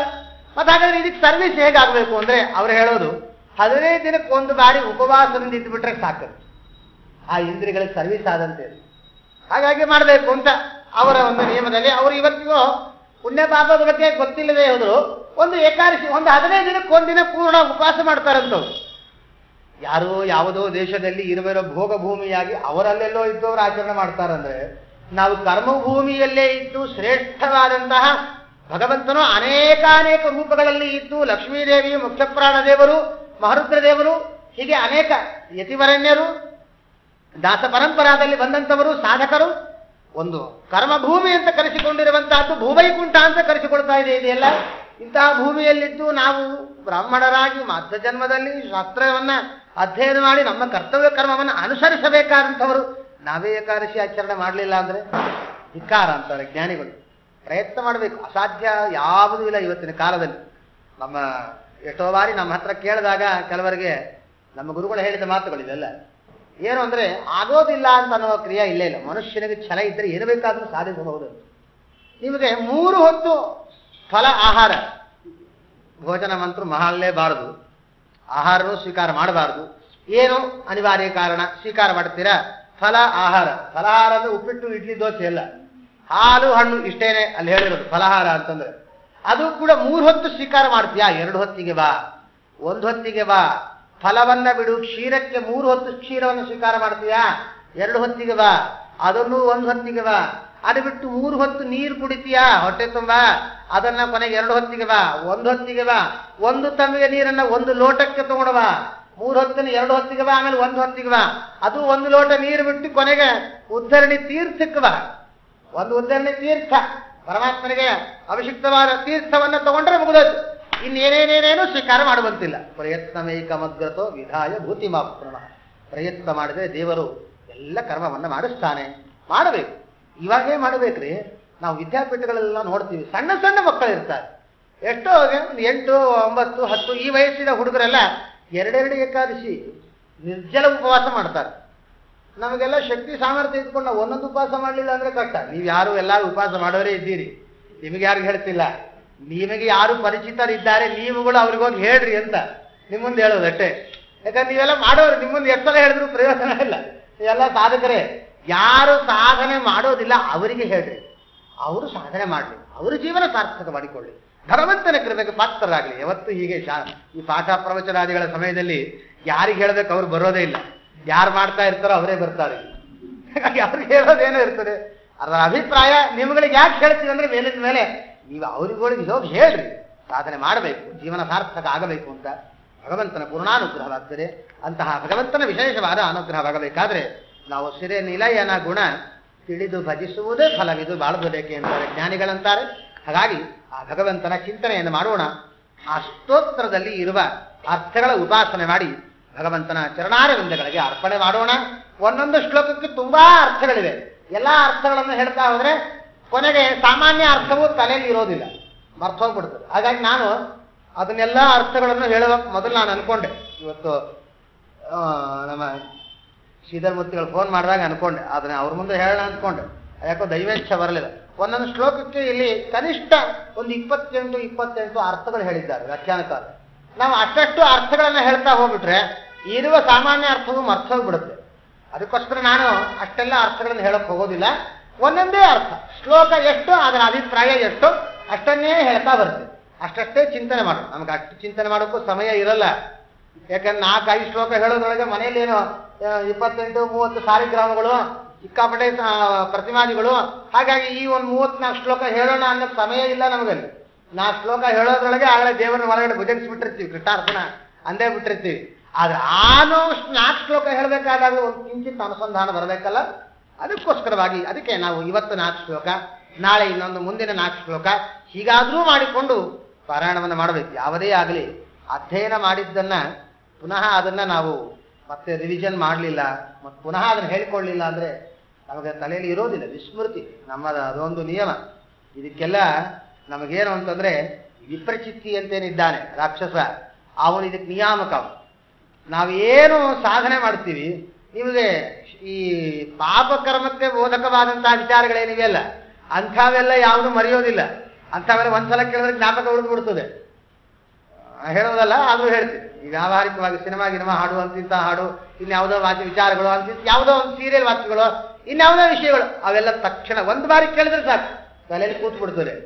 ದೇವರ ವಿಚಾರಗಳು, ಶಾಸ್ತ್ರದ ವಿಚಾರಗಳು, ಪರಮಾತ್ಮನ ವಿಷಯಕವಾದಂತಹ ಏನೇನು ಬೋಧನೆ ಮಾಡುವಂತಹ ವಿಚಾರಗಳಿದೆ ಅಷ್ಟು ಬೇಗ ತಲೆಯಲ್ಲಿ ಕೂಡೋದಿಲ್ಲ. ಈ ವಿಪ್ರಚಿತ್ತಿ ಅದನ್ನೆಲ್ಲ ವಿಘ್ನ ಮಾಡ್ತಾನೆ, ಅದನ್ನ ಮರೆಯುವಂತೆ ಮಾಡ್ತಾನೆ. ಹಾಗಾಗಿ ಅವನ ನಿಗ್ರಹ ಆಗಬೇಕಾದರೆ ಅವನ್ನ ನಾಶ ಮಾಡಿದಂತಹ ಮುಖ್ಯ ಪ್ರಾಣದೇವರ ಉಪಾಸಕನಾದ ಆ ಶ್ರೀಕೃಷ್ಣ ಪರಮಾತ್ಮನ ಅವನಿಂದ ಅಭಿನ್ನರಾದ ಭಗವದ್ರೂಪಗಳ ವಿಚಾರವನ್ನ ತಿಳಿದಾಗ ಆ ಎಲ್ಲ ಪಾಪ ಪರಿಹಾರವಾಗತ್ತೆ. ಚಿಂತನೆ ಮಾಡೋಣ.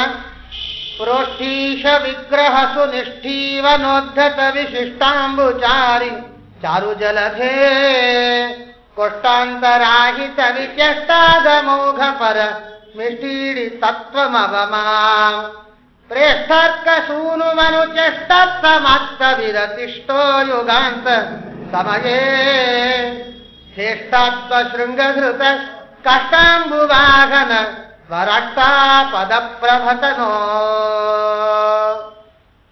ಹೇ ಪ್ರೋಷ್ಠೀಶ, ಪ್ರೋಷ್ಠ ಅಂದ್ರೆ ಸರ್ವಶ್ರೇಷ್ಠವಾದಂತಹ ರೂಪ ಅಂತ. ಅಂದ್ರೆ ಸರ್ವೋತ್ಕೃಷ್ಟವಾದ ಭಗವದ್ ರೂಪಗಳ, ಭಗವಂತನ ಗುಣಗಳ, ಭಗವಂತನ ಚರಿತ್ರೆಯ ವಿಷಯಗಳನ್ನ ಕೊಂಡಾಡುವಂತಹ ಒಂದು ಮಹಿಮ, ಒಂದು ಚರಿತ್ರೆ ಅಥವಾ ಒಂದು ರೂಪ ಅಥವಾ ಒಂದು ಗುಣ, ಇದಕ್ಕೆ ಪ್ರೋಷ್ಠ ಪ್ರೋಷ್ಠ ಅಂತ ಕರೀತಾರೆ. ಅದಕ್ಕೆ ನಾವು ಭಾದ್ರಪದ ಮಾಸದಲ್ಲಿ ಪ್ರೋಷ್ಠಪದ ಅಂತ ಕರೀತಾರೆ. ಪ್ರೋಷ್ಠಪದಿ ಕನ್ನಡದಲ್ಲಿ ನಾವೆಲ್ಲ ಪ್ರೋಷ್ಠಪದಿ ಅಂತ ಕರೀತಾರೆ. ಈ ಪ್ರೋಷ್ಠಪದ ಅಂತ ಯಾಕೆ ಕರೀತಾರೆ ಅಂತಂದ್ರೆ ಅತ್ಯುತ್ಕೃಷ್ಟವಾದ ಭಗವಂತನ ಭಗವದ್ಭಕ್ತರ ಚರಿತ್ರೆಗಳನ್ನ ಕೊಂಡಾಡುವಂತಹ ಗ್ರಂಥ ಅದು ಭಾಗವತ. ಅಂತಹ ಭಾಗವತವನ್ನ ಕೇಳುವ ಒಂದು ಆ ದಿನಗಳಾದ ಕಾರಣ ಅದಕ್ಕೆ ಪುರೋಕ್ತಪದಿ ಅಂತೇಳಿ ಕರೆಯುವ ನಿಯಮಗಳು. ಇದನ್ನೆಲ್ಲ ನಾವು ಕೇಳ್ತೀವಿ. ಹಾಗೆ ದೇವರಿಗಿಂತ ಸರ್ವಶ್ರೇಷ್ಠವಾದಂತಹ ಮಹಿಮೆಗಳು, ಚರಿತ್ರೆಗಳು, ಒಂದು ರೂಪಗಳು, ಒಂದು ಅವನ ಅಂಗಾಂಗಗಳು ಕಾಣಲು ಎಲ್ಲಿ ಸಾಧ್ಯ? ಅವನು ಅಪ್ರಮೇಯಸ್ಯ ಅದ್ವಿತೀಯಸ್ಯ ಅಂತೆಲ್ಲ ಜ್ಞಾನಿಗಳು ಸ್ತೋತ್ರ ಮಾಡಿದ್ದಾರೆ. ಆ ಭಗವಂತನನ್ನ, ಅಂತಹ ಶ್ರೀಹರಿ ಭಗವಂತನನ್ನ ಪುರೋಷ್ಠೀಶ ಅಂತ ಅಥವಾ ಪುರೋಷ್ಠ ಎನ್ನುವ ಶಬ್ದಕ್ಕೆ ಸರ್ವೋತ್ಕೃಷ್ಟವಾದಂತಹ ರೂಪ ಅಂದ್ರೆ ಮತ್ಸ್ಯ ರೂಪನಾದಂತಹ ಭಗವಂತ. ಅಂತಹ ಶ್ರೀಹರಿ ಭಗವಂತ ಅತ್ಯುತ್ಕೃಷ್ಟವಾದಂತಹ ಮತ್ಸ್ಯ ರೂಪವನ್ನ ಧಾರಣ ಮಾಡಿದಂತಹ ಭಗವಂತನೇ ಯಾರಿಗೂ ಇಂತಹ ಶರೀರ ಧಾರಣ ಮಾಡಲು ಸಾಧ್ಯವಿಲ್ಲ. ಅತಿ ಶೀಘ್ರದಲ್ಲಿ ಚಿಕ್ಕ ರೂಪ ಬೃಹತ್ ರೂಪವನ್ನು ಧಾರಣ ಮಾಡಿದ್ದಾನೆ ಭಗವಂತ. ಇದಕ್ಕೊಂದು ಕಥಾಭಾಗ ನಿಮಗೆಲ್ಲರೂ ಗೊತ್ತಿರುವಂತಹದ್ದೇ, ಭಾಗವತದಲ್ಲಿ ಕೇಳಿದ್ದೀರಾ. ಅಷ್ಟಮಸ್ಕಂದದಲ್ಲಿ ಬರುವಂತಹ ಭಾಗ. ಈ ಸತ್ಯವ್ರತ ರಾಜನಿಗೆ ಅನುಗ್ರಹ ಮಾಡಿದ ರೂಪ ಮತ್ಸ್ಯರೂಪಿಯಾದ ಭಗವಂತ. ಅರ್ಘ್ಯ ಪ್ರದಾನವನ್ನು ಮಾಡಬೇಕು ಅಂತ ಬಂದಿರ್ತಾರೆ, ಸಂಧ್ಯಾವಂದನೆ ಮಾಡಬೇಕು ಅಂತ. ಸಂಧ್ಯಾವಂದನೆ ಮಾಡಬೇಕಾದ ಪ್ರಸಂಗದಲ್ಲಿ ಏನಾಗತ್ತೆ, ಅಲ್ಲಿ ಈ ಸಂಧ್ಯಾವಂದನೆ ಮಾಡಬೇಕಾದಾಗ ಅರ್ಘ್ಯ ಪ್ರದಾನ ಮಾಡಬೇಕಾದಾಗ ಹೀಗೆ ಬಿಡಬೇಕು ಅಲ್ವಾ? ಈ ಅರ್ಘ್ಯವನ್ನು ಬಿಡಬೇಕಾದಾಗ ನೀರನ್ನು ತಗೊಂಡು ಬಿಡ್ಬೇಕಲ್ಲ, ಬಿಡ್ಬೇಕಾದ್ರೆ ಅವನ ಕೈಯಲ್ಲಿ ಒಂದು ಮೀನು ಬರುತ್ತೆ. ಆ ಮೀನು ಇನ್ನೇನು ಬಿಡ್ಬೇಕು, ಅಯ್ಯೋ ಪಾಪ ಜೀವಿ ಸತ್ತೋಗತ್ತಲ್ಲ ಜೀವ ಅಂತ ಹೇಳಿ ಬಿಡಕ್ ಹೋದ್ರೆ ಆ ಮೀನು ಮಾತನಾಡ್ತೀವಿ, ರಾಜ ರಾಜ ರಾಜ ನಾನು ಬಿಡಬೇಡ, ನಮ್ಮಲ್ಲಿ ಒಂದು ನಿಯಮ ಇದೆ, ಚಿಕ್ಕ ಮೀನುಗಳನ್ನು ದೊಡ್ಡ ಮೀನು ನುಂಗಿಬಿಟ್ಟು ಕೊಂದು ಬಿಡ್ತಾರೆ, ಹಾಗಾಗಿ ರಕ್ಷಣೆ ಮಾಡು. ರಾಜನಿಗೆ ಆಶ್ಚರ್ಯ, ಒಂದು ಇಷ್ಟಿದೆ ಮೀನು, ಎಷ್ಟು ಚೆನ್ನಾಗಿ ಮಾತಾಡ್ತಾ ಇದೆಯಲ್ಲ, ಸಂತೋಷ ಆಯ್ತು ರಾಜನಿಗೆ. ಹೇಗೂ ಪಾಪ ಜೀವ ರಕ್ಷಣೆ ಮಾಡಬೇಕಾದ್ದು ರಾಜನ ಕರ್ತವ್ಯ ಅಲ್ವಾ? ಅದಕ್ಕೆ ರಾಜ ಏನು ಮಾಡಿದ, ತಗೊಂಡು ಅದನ್ನ ತನ್ನ ಕಮಂಡಲದಲ್ಲಿ ಇಟ್ಕೊಂಡ. ಅವನು ಇಟ್ಕೊಂಡು ಅದನ್ನ ಮನೆಗೆ ಹೋಗಬೇಕಾದಾಗ ಮನೆಗೆ ಹೋಗೋದ್ರೊಳಗೆ, ರಾಜ ನಂಗೆ ಈ ಕಮಂಡಲು ಸಾಲ್ತಾ ಇಲ್ಲ, ನಂಗೆ ಸ್ವಲ್ಪ ದೊಡ್ಡ ಪಾತ್ರೆ ಇಲ್ಲ ಹಾಕಿ. ಹೀಗೋಗಿ ಹೀಗೆ ಬರೋದ್ರೊಳಗೆ, ರಾಜ ಈ ಪಾತ್ರೆನೂ ಸಾಲ್ತಾ ಇಲ್ಲ, ಇನ್ನೊಂದು ಸ್ವಲ್ಪ ದೊಡ್ಡದು ಹಾಕಿ, ಇನ್ನೊಂದು ಸ್ವಲ್ಪ ದೊಡ್ಡದು ದೊಡ್ಡದು ಆಗ್ತಾ ಆಗ್ತಾ ಕೊನೆಗೆ ಬಾವಿ, ಕೆರೆ, ನದಿ, ಆಮೇಲೆ ಮಹಾನದಿ, ಆಮೇಲೆ ಸಮುದ್ರಕ್ಕೆ ತಂದು ಹಾಕಬೇಕಾಯ್ತು ಅವನು. ರಾಜ ಸಮುದ್ರಕ್ಕೆ ತಂದು ಹಾಕಿ, ರಾಜ ಮತ್ತೆ ನೀನು ಸಮುದ್ರಕ್ಕೆ ತಂದು ಹಾಕಿದ್ದೀಯಲ್ಲ ಅಂದ್ರೆ, ರಾಜ ಅಂತಾನೆ, ಸ್ವಾಮಿ ಸರ್ವೋತ್ತಮನಾದ ನಾರಾಯಣನಾಗಿರ್ಬೇಕಷ್ಟೇ, ಅವರಿವರಿಗೆ ಸಾಧ್ಯವೇ ಇಲ್ಲ. ಯಾವ ಮೀನು ಇಷ್ಟು ಒಂದೇ ದಿನಕ್ಕೆ ಇಷ್ಟೋ ಮಟ್ಟಿಗೆ ಬೆಳಲಿಕ್ಕೆ ಸಾಧ್ಯ? ಜಗನ್ನಿಯಾಮಕನಾದ ಭಗವಂತ, ನಿನಗೆ ವೃದ್ಧಿನೂ ಇಲ್ಲ, ಘಾಸನೂ ಇಲ್ಲ, ಆದ್ರೂ ವೃದ್ಧಿ ಕ್ರಾಸಗಳು ಇದ್ದಂತೆ ತೋರ್ತೀಯ. ಇದರಲ್ಲಿ ಮತ್ತೆ ಸೂಕ್ಷ್ಮ, ಎಷ್ಟು ದೇವರ ಚರಿತ್ರೆ ಕೇಳ್ತಾ ಬರ್ತೀವಿ ಅಷ್ಟೇ ಶ್ರೀಮದಾಚಾರ್ಯರ ನಿರ್ಣಯಕ್ಕೆ ಅನುಗುಣವಾಗಿ ಕೇಳ್ತಾ ಬರ್ಬೇಕು. ಮತ್ತೆ ಆ ನಿರ್ಣಯಕ್ಕೆ ವಿರುದ್ಧವಾಗಿ ಕೇಳಿದ್ರೆ ಮತ್ತೆ ಅದು ತಪ್ಪಾಗತ್ತೆ. ಚಿಕ್ಕ ರೂಪ ದೊಡ್ಡದಾಯ್ತಲ್ಲ, ಮತ್ತೆ ವೃದ್ಧಿ ಆಯ್ತಾ ಇಲ್ಲೋ? ಅದೇ ದೊಡ್ಡದಾದ ರೂಪ ಚಿಕ್ಕ ರೂಪ ಧಾರಣೆ ಮಾಡಿದ್ರೆ ಮತ್ತೆ ಶ್ವಾಸ ಅಂತ ಆಯ್ತಲ್ಲ? ಇಲ್ಲ ಅಂತಂದ್ರೆ ಹೇಗೆ? ಇದರಲ್ಲೂ ಶಾಸ್ತ್ರದ ನಿಯಮಗಳು ಉಂಟು. ಮತ್ತೆ ನಿನ್ನೇನೆ ಶ್ರೀಮದಾಚಾರ್ಯರ ಮಧ್ವ ಜಯಂತಿ, ನಿನ್ನೆ ಅವರ ಬಗ್ಗೆ ಎಲ್ಲ ಕೇಳಿರ್ತೀರಾ. ಶ್ರೀನಿವಾಸ ಕಲ್ಯಾಣ, ಶ್ರೀಮದಾಚಾರ್ಯರ ಒಂದು ಉಪಕಾರ, ಅವರು ಮಾಡಿದಂತಹ ಶ್ರೀನಿವಾಸ ಕಲ್ಯಾಣ ಕೇಳಬೇಕಾದಾಗ ನಾವು ಹೆಚ್ಚೆಚ್ಚು ಶ್ರೀಮದಾಚಾರ್ಯ ನಿರ್ಣಯವನ್ನ ಅನುಸರಿಸಿ ಕೇಳಬೇಕು. ಅದನ್ನೆಲ್ಲ ಕೇಳಿರ್ತೀರಾ ನೀವೆಲ್ಲ. ಅದರಲ್ಲಂತೂ ಇದರ ಸಮಯದಲ್ಲಂತೂ ದೇವರದ್ದು ಎಷ್ಟು ಮಾಯಾ ಅಂತಂದ್ರೆ, ಚೋಳರಾಜನ ವಿಚಾರದಲ್ಲಿ ಅವ ಅಜ್ಞಾನಿ, ಪಾಪಿಷ್ಠ, ದುರಾಚಾರಿ, ಅವಿಚಾರ ದಶಾಯಾಮ್, ವಿಚಾರ ಶಕ್ತಿ ಇಲ್ಲದೆ ಈ ಕೆಲಸ ಮಾಡಿಬಿಟ್ಟೆ ಅಂದ್ಬಿಡ್ತಾನೆ ದೇವರು. ಅದಕ್ಕೆಲ್ಲ ನಿರ್ಣಯ ಕೇಳಿರ್ತೀರ. ದೇವರ ಅಜ್ಞಾನಿ ಅಲ್ಲ, ದುರಾಚಾರಿ ಅಲ್ಲ, ಪಾಪಿಷ್ಠನಲ್ಲ. ಅಸಮಂತ ಜ್ಞಾನಂ ಉಪಾಸ ಇದೆ, ಅಜ್ಞಾನಿ ನಿರವಧಿಕವಾದ ಜ್ಞಾನವುಳ್ಳವನಾದ ಕಾರಣ ದೇವರಿಗೆ ಅಜ್ಞಾನಿ ಅಂತ ಕರೀತಾರೆ. ಪಾಪಿಗಳಲ್ಲಿದ್ದು ಪಾಪಕರ್ಮವನ್ನು ಮಾಡಿಸುವನಾದ ಕಾರಣ ಪಾಪಿಷ್ಠ, ದುಷ್ಟವಾದ ಆಚಾರವನ್ನ ದುಷ್ಟರಲ್ಲಿ ಇದ್ದು ಮಾಡಿಸುವನಾದ ಕಾರಣ ತಾನು ದುರಾಚಾರಿ. ಹೀಗೆ ಭಗವಂತನನ್ನ ಒಂದೊಂದು ಶಬ್ದಗಳಿಂದ ದೇವರನ್ನ ಸ್ತೋತ್ರ ಮಾಡ್ತಾರೆ. ಇವೆಲ್ಲಾ ಶಬ್ದಗಳು ದೇವರು ಅಲ್ಯಾಕೆ ಹೇಳ್ದ ಅಂದ್ರೆ, ಇದೆಲ್ಲ ನಿನ್ನಲ್ಲಿಂದ ನಾನು ಆ ಪೂರ್ವ ಜನ್ಮದಲ್ಲಿ ಮಾಡಿಸಿದ್ದಪ್ಪ, ಅದಕ್ಕೆ ಈ ಶಬ್ದಗಳಿಂದ ನಾನು ಪ್ರತಿಪಾದ್ಯನಾಗಿದ್ದೀನಿ ಅಂತಾರೆ. ಕೇಳಿರಬಹುದು ಆ ವಿಚಾರ, ಪ್ರಸಂಗ ಬಂದರೆ ಹೇಳ್ಬಿಡ್ತೀನಿ. ಅಂಥದ್ದು ಅವನೇನು ಮಾಡಿದ್ದ ಅಪರಾಧ ಅಂದ್ರೆ, ಚೋಳರಾಜ ಇಡೀ ಕಲಿಯುಗ ಮುಗಿಯೋ ಪರ್ಯಂತ ಪಿಶಾಚಿಯಾಗಿ ಬೀಳೋದಕ್ಕೆ ಪೂರ್ವದಲ್ಲಿ ತಾಯಿಯನ್ನ ಕೊಂದಿರ್ತಾನವನು. ಒನಕೆ ತಗೊಂಡು ತಾಯಿಯ ಶಿರಚ್ಛೇದನ ಮಾಡಿಬಿಟ್ಟಿರ್ತಾನೆ. ಜೋರಾಗಿ ಹೊಡೆದ್ರೆ ತಲೆ ರುಂಡ ಹಾರಿಬಿಟ್ಟು ಹೋಗಿರ್ತದೆ. ಇಂತಹ ಅಪರಾಧ ಒಂದು. ಮಗಳ ಗಮನ ಮಾಡಿರ್ತಾನವನು. ಇವೆಲ್ಲಾ ದೋಷ, ಇನ್ನು ಅನೇಕ ಪಾಪಗಳಿವೆ. ಇದನ್ನೆಲ್ಲವನ್ನ ಮಾಡಬೇಕಾದಾಗ ನಿನ್ನಲ್ಲಿ ಪಾಪಕರ್ಮವನ್ನು ಮಾಡಿಸಿದವ ನಾನೇ ಅಲ್ಲೇನು? ನಿನ್ನ ಕರ್ಮಾನುಸಾರ ನಾನೇ ಪಾಪಿಷ್ಠನಾದೆ. ಪಾಪಕರ್ಮವನ್ನು ನಿನ್ನಲ್ಲಿ ನಿಂತು ಮಾಡಿಸಿದ ಕಾರಣ ನಾ ಪಾಪಿಷ್ಠ. ನಿನ್ನಲ್ಲಿ ಇದ್ದು ವಿಚಾರ ಶಕ್ತಿ ಇಲ್ಲದೆ ಅಪರಾಧವನ್ನು ಮಾಡಿಸಿದ ಕಾರಣ ನಾನು ದುರಾಚಾರಿ. ನಿನ್ನಲ್ಲಿ ಇದ್ದು ನಿನಗೆ ಇದು ಮಾಡಿದ ಕರ್ಮ ಇದು ಪುಣ್ಯವೋ ಪಾಪವೋ ಧರ್ಮವೋ ಅಧರ್ಮವೋ ಎನ್ನುವ ಜ್ಞಾನ ಇಲ್ಲದೆ ಮಾಡಿಸಿದ ಕಾರಣ ನಾನು ಅಜ್ಞಾನಿ. ಈಗೆಲ್ಲ ದೇವರು ಹೇಳಿಕೊಳ್ತಾರೆ. ಶಾಸ್ತ್ರದ ವಿಷಯ ಇದು ಅಷ್ಟು ಸುಲಭವಾಗಿ ತಲೆಗೆ ಹೋಗೋದಿಲ್ಲ. ಬಹಳ ಸುಂದರವಾಗಿದೆ ಆಚಾರ್ಯ ಈ ಉಪಾಸನೆ. ನಮಗೂ ಸುಮ್ಮನೆ ಬರೀ ಹರಿಕೃಷ್ಣ ಗೋವಿಂದ ಅಂದ್ಬಿಟ್ಟು ಸಾಕಾಗಿದೆ. ಇದೊಂಥರ ವಿಶೇಷ ಉಪಾಸನೆ. ಹೇ ಪಾಪಿಷ್ಟ ಮಾನ್ ಪಾಹಿ ಅಂದ್ರೆ ಕಪಾಗ ಹೊಡಿತಾನೆ ದೇವರು. ಹಂಗೆಲ್ಲ ಉಪಾಸನೆ ನಮ್ಗೆಲ್ಲ ಯೋಗ್ಯತಾ ಇಲ್ಲ. ಆ ಚಿಂತನೆ ಮಾಡುವ ಯೋಗ್ಯತೆ ನಮಗಿಲ್ಲ. ಏನು ಹರಿಕೃಷ್ಣ ಗೋವಿಂದ ನಾಮಸ್ಮರಣೆ ಇದೆ ಅದನ್ನು ಮಾಡೋಣ, ಚಿಂತನೆ ಮಾಡೋಣ. ಈ ವೃತ್ತಿಶ್ರಾಸದ ಬಗ್ಗೆಯೂ ನಮಗೆ ಅಲ್ಲೆಲ್ಲ ಪುರಾಣಾಂತರದಲ್ಲಿ ಸ್ಪಷ್ಟ ಮಾಡ್ತಾರೆ. ಶ್ರೀಮದ್ ಆಚಾರ್ಯ ಇದನ್ನು ನಿರ್ಣಯ ಕೊಟ್ಟಾರೆ. ದೇವರು ವೃತ್ತಿಕ್ರಾಸವನ್ನು ಎಲ್ಲೇ ತೋರಿಸಿದರೆ ಅಲ್ಲಿ ವ್ಯಕ್ತಾವ್ಯಕ್ತ ಚಿಂತನೆ ಮಾಡಿ. ಅಂದ್ರೇನು? ಈಗ ಚಿಕ್ಕ ರೂಪ, 1 ಇಂಚಿನ ರೂಪ ಭಗವಂತನದಿತ್ತು ಅನ್ಕೊಳ್ಳಿ. ಅವನು 10 ಇಂಚಿನ ರೂಪವನ್ನ ತೋರಿಸಿದ ಅಂತಂದರೆ ಅದರ ಅಭಿಪ್ರಾಯ 10 ಇಂಚಿನ ರೂಪ ಮೊದಲು ಇತ್ತು, ಅದು ನಮಗೆ ಅವ್ಯಕ್ತವಾಗಿತ್ತು, ಅದೃಶ್ಯವಾಗಿತ್ತು. ಆವಾಗ ದೇವರೇನು ಮಾಡಿದ? ವ್ಯಕ್ತ ಮಾಡಿದ. ನಮಗೆ ದರ್ಶನಕ್ಕೆ ಯೋಗ್ಯವಾದ ರೂಪವನ್ನು ತೋರಿಸಿಕೊಟ್ಟ ಭಗವಂತ. ಇದು ನೀವು ಎಲ್ಲಾ ರೂಪದಲ್ಲೂ ಬರುತ್ತೆ. ವಾಮನಾವತಾರದಲ್ಲೂ ಇದೇ ಚಿಂತನೆ ಮಾಡ್ಬೇಕು ನಾವು. ಅಲ್ಲಿ ಭಗವಂತ ತದ್ವಾವನಂ ರೂಪಂ ಅವರ್ಧತಾದ್ಭುತಂ ಹರೇನಂತಸ್ಯ ಗುಣತ್ರಯಾತ್ಮಕಂ ಭೂಕಂ ದ್ವಿಜ ಅಂತೆಲ್ಲ ಚಿಂತನೆ ಮಾಡಬೇಕಾದಾಗ ಅಲ್ಲೂ ಇದೇ ಚಿಂತನೆ ಹೇಳ್ತಾರೆ. ಭಗವಂತ ಚಿಕ್ಕ ರೂಪ ಮಹತ್ ರೂಪ ಹೇಗೆ ಬೆಳೀತು ಅಂತಂದ್ರೆ ವ್ಯಕ್ತಾವ್ಯಕ್ತ ರೂಪದಲ್ಲಿ ಚಿಂತನೆ ಮಾಡಿ. ಮೊದಲು 5 ಅಡಿಯ ರೂಪ ಇತ್ತು, ಮತ್ತೆ 10 ಅಡಿಯ ರೂಪ ಇದ್ದಿಲ್ಲ ಅನ್ಕೋಬೇಡಿ. 10 ಅಡಿಯ ರೂಪ ಇತ್ತು, 5 ಅಡಿಯ ರೂಪವನ್ನ ದೇವರು ಅದೃಶ್ಯ ಮಾಡಿದ, ಅವ್ಯಕ್ತ ಮಾಡಿದ. 10 ಅಡಿಯ ರೂಪ ವ್ಯಕ್ತ ಮಾಡಿದ. ಆಮೇಲೆ 20 ಅಡಿಯ ರೂಪ ವ್ಯಕ್ತವಾಯಿತು, 10 ಅಡಿಯ ರೂಪ ಅವ್ಯಕ್ತವಾಯಿತು. ಇದು ವ್ಯಕ್ತಾವ್ಯಕ್ತ ರೂಪದಲ್ಲೇ ಭಗವತ್ ಚಿಂತನೆ ಮಾಡಿ. ಹಾಗೆ ಈ ಮತ್ಸ್ಯ ರೂಪದಲ್ಲೂ ಕೂಡ ವ್ಯಕ್ತಾವ್ಯಕ್ತ ರೂಪದಲ್ಲೇ ಚಿಂತನೆ ಮಾಡಿ. ಏಕಕಾಲದಲ್ಲಿ ತಲೆಯಲ್ಲಿ ಬರೋದಿಲ್ಲ ಇವೆಲ್ಲ. ನಾವು ಸಾಮಾನ್ಯರು, ಅಜ್ಞಾನಿಗಳು, ತುಂಬಾ ಅಲ್ಪ ಸ್ಥಾನದಲ್ಲಿ ಇದ್ದವರು ಇಂಥದ್ದನ್ನೆಲ್ಲ ಅತಿ ಶೀಘ್ರದಲ್ಲಿ ತಲೆಯಲ್ಲಿ ತಂದುಕೊಳ್ಳೋದು ಕಷ್ಟ. ಶಾಸ್ತ್ರದಲ್ಲಿ ಒಂದು ನಿಯಮ ಇದೆ. ಯಾವುದಾದರೂ ಒಂದು ವಿಚಾರ ನಮಗೆ ಪರಿಪೂರ್ಣವಾಗಿ ಪ್ರತ್ಯಕ್ಷದಿಂದ ನಮಗೆ ಹೇಗೆ ವಸ್ತುವಿನ ತಿಳಿದುಕೊಳ್ತೀವಿ, ಹಾಗೆ ಶಾಸ್ತ್ರಗಳ ವಿಚಾರ, ದೇವರ ವಿಚಾರ, ಕರ್ಮದ ವಿಚಾರ, ಪುಣ್ಯ ಪಾಪಗಳ ವಿಚಾರ ತಲೆಯಲ್ಲಿ ಬರೋದಿಲ್ಲ. ಇವತ್ತು ದೃಷ್ಟಾಂತ ಕೊಡೋದು ಕಷ್ಟ. ಯಾರು ಬಾಯಲ್ಲಿ ನೀರು ತರೋದಿಲ್ಲ ಅಂದ್ರೆ ಹೇಳ್ತೀವಿ. ಜಾಮೂನು ನಿಮ್ಮ ಜೀವನದಲ್ಲಿ ನೋಡೇ ಇಲ್ಲ, ಕಂಡೇ ಇಲ್ಲ. ಅದು ಹೇಗಿರ್ತದೆ ನೀವು ಕಂಡೇ ಇಲ್ಲ. ನಾನು ಅದ್ರ ಬಗ್ಗೆ ಹೊಗಳ್ತೀನಿ. ದುಂಡಾಗಿರ್ತದೆ, ಕೆಂಪಾಗಿರ್ತದೆ, ತುಂಬಾ ಮೃದುವಾಗಿರ್ತದೆ. ಅದನ್ನ ಒಳ್ಳೆ ಖೋವಾ ಹಾಕಿರ್ತಾರೆ, ಯಾಲಕ್ಕಿ ಪುಡಿ, ನಾನಾ ತರಹದ ಏನೇ ಆಗಿರ್ಬೇಕು ಅವನ್ನೆಲ್ಲ ಹಾಕಿಬಿಟ್ಟು ಅದನ್ನ ತಾಯಿನೋ ಹೆಂಡತಿನೋ ಮಾಡಿ ಹಾಕಿದಾಗ ಬಾಯಲ್ಲಿ ಇಟ್ಕೊಂಡಾಗ ಇನ್ನೊಂದು 4 ದಿನ ಬೇಕು. ಸ್ಮರಣೆ ಮಾಡೋದು ಅಪರಾಧ ಇದೆ. ಹಾಗಾಗಿ ಇದನ್ನ ಸ್ವೀಕಾರ ಮಾಡ್ತಾ ಇದ್ರೆ ಎಷ್ಟು ಆನಂದ. ನೀವು ಗೊತ್ತೇ ಇಲ್ಲದೆ ಇರುವ ಪದಾರ್ಥದ ಬಗ್ಗೆ ನಾವು ಸುಮ್ಮನೆ ಹೊಗಳ್ತಾ ಇದ್ರೆ ಏನನ್ಸತ್ತೆ ನಿಮಗೆ? ಇದು ಒಂದು ತಿನ್ನಲು ಯೋಗ್ಯವಾದ ಪದಾರ್ಥ, ಇಷ್ಟೇ ಜ್ಞಾನ ಬರ್ತದೆ ಹೊರತು ಅದರ ನಿಜವಾದ ಜ್ಞಾನ ನಿಮಗೆ ಬರೋದೇ ಇಲ್ಲ. ಯಾವಾಗ ಬರ್ತದೆ? ತಾಯಿನೋ ಹೆಂಡತಿನೋ ಅದನ್ನು ಮಾಡಿ ಹಾಕಿದಾಗ, ಕೈಯಲ್ಲಿ ಕೊಟ್ಟಾಗ ಮೊದಲಿಗೆ ಕಣ್ಣಿನಿಂದ ನೋಡಿದಾಗ ರೂಪ ಜ್ಞಾನ ಆಗುತ್ತೆ. ಆಮೇಲೆ ಹಸ್ತಸ್ಪರ್ಶವಾದಾಗ ಅದು ಸ್ಪರ್ಶ ಜ್ಞಾನ ಆಗುತ್ತೆ, ಮೃದು ಸ್ಪರ್ಶ ಆಗುತ್ತೆ. ಬಾಯಲ್ಲಿ ಹಾಕೊಂಡಾಗ ರಸಜ್ಞಾನ, ಮಾಧುರ್ಯ ಜ್ಞಾನ ಬರುತ್ತೆ ಅಲ್ವಾ? ಒಂದು ವಸ್ತುವಿನ ಜ್ಞಾನ ಆಗಬೇಕಾದ್ರೆ ಇಷ್ಟೆಲ್ಲ ಆಗಬೇಕು. ಅಂದಾಗ ಇದೇನಾಯ್ತು? ಪ್ರತ್ಯಕ್ಷದಿಂದ ವಸ್ತುವನ್ನ ಪರಿಪೂರ್ಣವಾಗಿ ತಿಳ್ಕೊಳ್ತೀವಿ.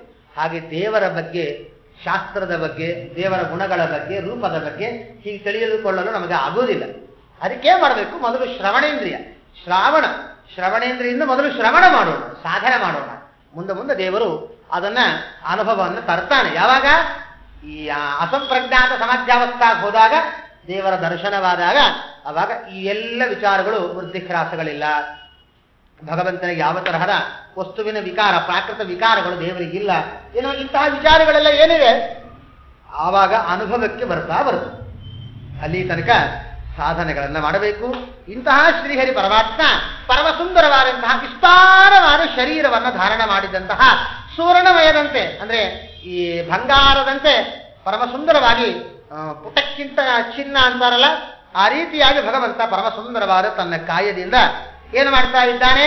ಅತಿ ಅತ್ಯಂತ ವಿಸ್ತಾರವಾದ ತನ್ನ ಶರೀರದಿಂದ ಮುಂದೆ ಭಗವಂತ ಆ ಹರಿತಾ ಇರುವಂತಹ ಜಲರಾಶಿ ಸಮುದ್ರ, ಆ ಸಮುದ್ರದಲ್ಲಿ ವಿಶಿಷ್ಟಾಂಬು ಚಾರು ಜಲಧೆ, ಅತ್ಯಂತ ಲೋಕದಲ್ಲಿ ಸಮುದ್ರಕ್ಕಿಂತ ದೊಡ್ಡದಾದಂತಹ ಜಲ ಯಾವುದಿದೆ ಅಂದ್ರೆ ನದಿ ಆಗಲಿ ಮೊದಲಾಗಲಿ ಯಾವುದೂ ಇಲ್ಲ.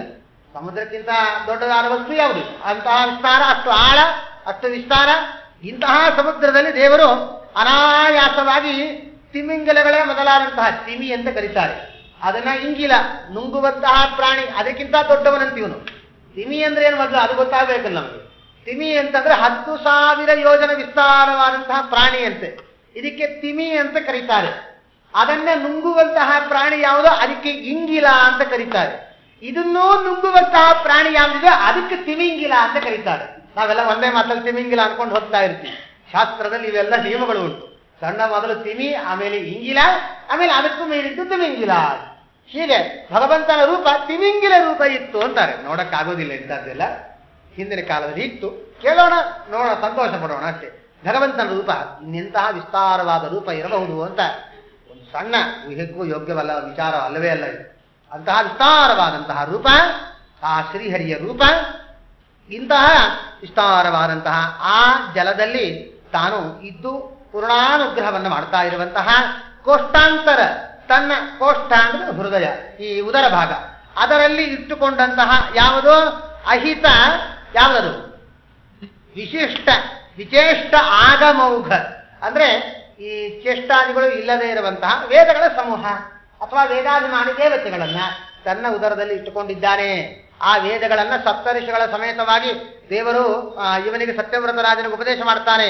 ನನ್ನನ್ನ ಕಂಡು ಹಿಡಿದಿಯ ನೀನು, ಸಾರ್ಥಕವಾಯಿತು ನಿನ್ನ ಜೀವನ, ನಿನಗೆ ನಾನೊಂದು ಅನುಗ್ರಹ ಮಾಡ್ತೀನಿ. ಮನ್ವಂತರ ಪ್ರಳಯ ಬರ್ತಾ ಇದೆ, ಹಾಗಾಗಿ ಭೂಭುವತ್ಸಹ, 3 ಲೋಕಗಳ ಪ್ರಳಯ. ಹಾಗಾಗಿ ನೀನು ಮಾಡಬೇಕಾದದ್ದು ಒಂದು ದೊಡ್ಡದಾದ ನಾವೆಯನ್ನ ಸೃಷ್ಟಿ ಮಾಡು, ನಾವೆಯನ್ನ ನಿರ್ಮಾಣ ಮಾಡು. ಅಲ್ಲಿ ಸಪ್ತಋಷಿಗಳು ಬರ್ತಾರೆ, ಅವರನ್ನು ಕೂಡಿಸಿಕೋ. ಆಮೇಲೆ ನಾನು ಬರ್ತೀನಿ, ನಿನಗೆ ಉಪದೇಶ ಮಾಡ್ತೀನಿ ಎಂದಾಗ, ಸರಿ ಸ್ವಾಮಿ, ಅನೇಕ ಮೀನುಗಳು ಇರ್ತವೆ, ನಿನ್ನನ್ನು ಕಂಡುಹಿಡಿಯೋ ಬಗೆ ಹೇಗೆ ಅಂತಂದ್ರೆ ಅದಕ್ಕೆ ದೇವರಂತಾನೆ, ನನ್ನನ್ನ ಕಂಡುಹಿಡಿಯಬೇಕಾದ್ರೆ ಅತ್ಯಂತ ಪರಮ ಸುಂದರವಾದಂತಹ ಶ್ರೇಷ್ಠಾತ್ಮ ಶೃಂಗಧೃತ, ಈ ಸ್ವರ್ಣಮಯವಾದಂತಹ ಪರಮ ಸುಂದರವಾದ ಶೃಂಗ ಇರುತ್ತದೆ. ಯಾವ ಮೀನಿಗೂ ಶೃಂಗ ಇರೋದಿಲ್ಲ, ಆದರೆ ಭಗವಂತನಿಗೆ ಬಂಗಾರಮಯವಾದಂತಹ ಶೃಂಗ ಇದೆ. ಆ ಆಗಮೌಘ ಅನೇಕ ವೇದಗಳಿಂದ ಪ್ರತಿಪಾದ್ಯನಾದ, ವೇದಗಳಿಂದ ಸ್ತುತ್ಯನಾದ ಭಗವಂತನೇ ಇಂತಹ ಪರಮಾತ್ಮ ಅಂತ ನನ್ನ ಸ್ತೋತ್ರ ಮಾಡ್ತಾ, ನೀನು ಆ ನಾವೆಗೆ ಒಂದು ದಾರ ಕಟ್ಟಿರ್ತಾರೆ, ದೊಡ್ಡದಾದ ದಾರವನ್ನು ಕಟ್ಟಿ ಆ ಶೃಂಗಕ್ಕೆ ಹಾಕು. ಆವಾಗ ನಾ ಶೃಂಗ ಇದ್ದವನೇ ನಾನೇ ಅಂತ ಚಿಂತನೆ ಮಾಡು, ಶೃಂಗಕ್ಕೆ ಹಾಕು, ನಾನು ನಿಮ್ಮನ್ನು ಕರೆದುಕೊಂಡು ಹೋಗ್ತಾ ನಿಮಗೆ ಅನೇಕ ವಿಚಾರಗಳನ್ನು ಉಪದೇಶ ಮಾಡ್ತೀನಿ. ನಿನ್ನ ಆತ್ಮೋದ್ಧಾರವಾಗ್ತದೆ. ಋಷಿಗಳ ಸಂಘದಿಂದ ನಿನ್ನ ಜೀವನ ಸಾರ್ಥಕವಾಗುತ್ತೆ. ಸಪ್ತ ಋಷಿಗಳ ಸಂಘದಿಂದ ಇವನ ಜೀವನ ಸಾರ್ಥಕವಾಯಿತು ಅಂತ ಇಲ್ಲಿ ಎಲ್ಲ ಇವರು ಅಂತಾರೆ, ವೇದನೆ ತೀರ್ಥರಂತಾರೆ. ಇದೇನು ದೊಡ್ಡದೇ ಅಲ್ಲ ಅಂತಾರೆ. ಒಬ್ಬ ಋಷಿಗಳು ಇದ್ದರೆ ಸಾಕು, ಅವರ ನಾಮಸ್ಮರಣೆ ಮಾಡಿದ್ರೇನೆ ನಮ್ಮ ಎಷ್ಟೋ ಜನ್ಮದಲ್ಲಿ ಪಾಪಗಳ ಪರಿಹಾರ ಆಗಿ ನಾವೆಲ್ಲ ಸಿದ್ಧಿ ಮಾಡ್ಕೊಂಡು ಬಿಡ್ಬಹುದಂತೆ, ವೇದಗಳ ಸಿದ್ಧಿ ಮಾಡಿಕೊಳ್ಬಹುದಂತೆ. ಅಂತ ಸಪ್ತ ಋಷಿಗಳಿದ್ದಾರೆ. ಅವನ ಮಹಿಮಾ ಎಂಥದ್ದು. ಶ್ರೀನಿವಾಸ ಕಲ್ಯಾಣ ಕೇಳಬೇಕಾದ್ರೆ ಈ ಕಥಾ ಕೇಳಿರ್ತೀರಾ, ಪ್ರಸಂಗ ಬಂದಿದೆ, ಆಯ್ತು, 5 ನಿಮಿಷ ಆ ವಿಷಯ ತಿಳಿಸ್ತೀನಿ. ಈ ಅಸಿದ್ಧ ಬ್ರಾಹ್ಮಣ ಅಂತ ಹೇಳಿ ಅವನಿಗೆ ಏನೂ ಗೊತ್ತಿಲ್ಲ. ದಾನ ಯಾರಾದ್ರೂ ಕೊಡ್ತಾರೆ ಅಂದ್ರೆ ಸಾಕು, ತಕ್ಷಣ ಕೈ ಚಾಚಿ ಹೋಗಿ ದಾನ ತಗೊಳ್ತಾ ಇದ್ದಾರೆ. ಅಕ್ಕಪಕ್ಕ ಇರೋರೆಲ್ಲರಿಗೂ ಬಹಳ ಅಸಮಾಧಾನ. ಏನು ಒಂದು ಪೂಜೆ ಇಲ್ಲ, ಒಂದು ಜಪ ಇಲ್ಲ, ತಪ ಇಲ್ಲ, ಅನುಷ್ಠಾನ ಇಲ್ಲ, ದಾನ ಅಂತ ಕೈ ಚಾಚೋದೇನಿದು? ಬೈದು ಬಿಟ್ರು ಅವರೆಲ್ಲ. ನಿನ್ನ ಯೋಗ್ಯತೆಗೆ ವಶಿಷ್ಠನ ಅನ್ಕೊಂಡ್ಬಿಟ್ಟಿದ್ಯಾ, ಬ್ರಹ್ಮಋಷಿಗಳು ಅನ್ಕೊಂಡಿದ್ಯಾ ನೀನು? ಏನೆಲ್ಲರೂ ಅಂತ ಪಕ್ಕಕ್ಕೆ ಸರಿಸಿ ದಾನ ತಗೊಳ್ಳೋದು, ಜಪ ಇಲ್ಲ, ತಪ ಇಲ್ಲ, ಅನುಷ್ಠಾನ ಇಲ್ಲ, ಬೈದಿದ್ದಾರೆ. ಯಾವ ಬೈಗಳು ತಲೆಗೆ ಹೋಗಿಲ್ಲ ಅವನಿಗೆ. ನಿನ್ನ ಜೀವನದಲ್ಲಿ ನೀನು ಬ್ರಹ್ಮಋಷಿಗಳಾದ ವಶಿಷ್ಠರಂತ ಅಂದುಕೊಂಡಿದ್ದೀಯಾ, ಇಷ್ಟು ಮಾತ್ರ ತಲೆಯಲ್ಲಿ ಅವನು ತಗೊಂಡ. ಹಾಗಾದ್ರೆ ಎಲ್ಲ ಬ್ರಾಹ್ಮಣರಲ್ಲಿ ಸರ್ವಶ್ರೇಷ್ಠರಾದವರು ವಶಿಷ್ಠರು, ಅವರ ಆಶೀರ್ವಾದ ಪಡೆದು ನಾನು ಧನ್ಯನಾಗಬೇಕು ಅಂತ ಹೇಳಿ ಪರ್ವತದಲ್ಲಿ ನಿಂತುಕೊಂಡು, ಪರ್ವತದ ಕೆಳಗಡೆ ಭಗವಂತನ ಸ್ನಾನವನ್ನ ತೀರ್ಥದಲ್ಲಿ ಸ್ನಾನ ಮಾಡಿ ಭಗವತ್ ಚಿಂತನೆ ಮಾಡ್ತಾ ಒಂದೇ ಕಾಲದಲ್ಲಿ ನಿಂತುಕೊಂಡ. ಜಪ ಮಾಡೋಕೆ ಏನೂ ಗೊತ್ತಿಲ್ಲ. ಏನ್ ಮಾಡಬೇಕು? ವಶಿಷ್ಠ ವಶಿಷ್ಠ ವಶಿಷ್ಠ ವಶಿಷ್ಠ ವಶಿಷ್ಠ, ಇಷ್ಟೇ ಜಪ ಅವನು.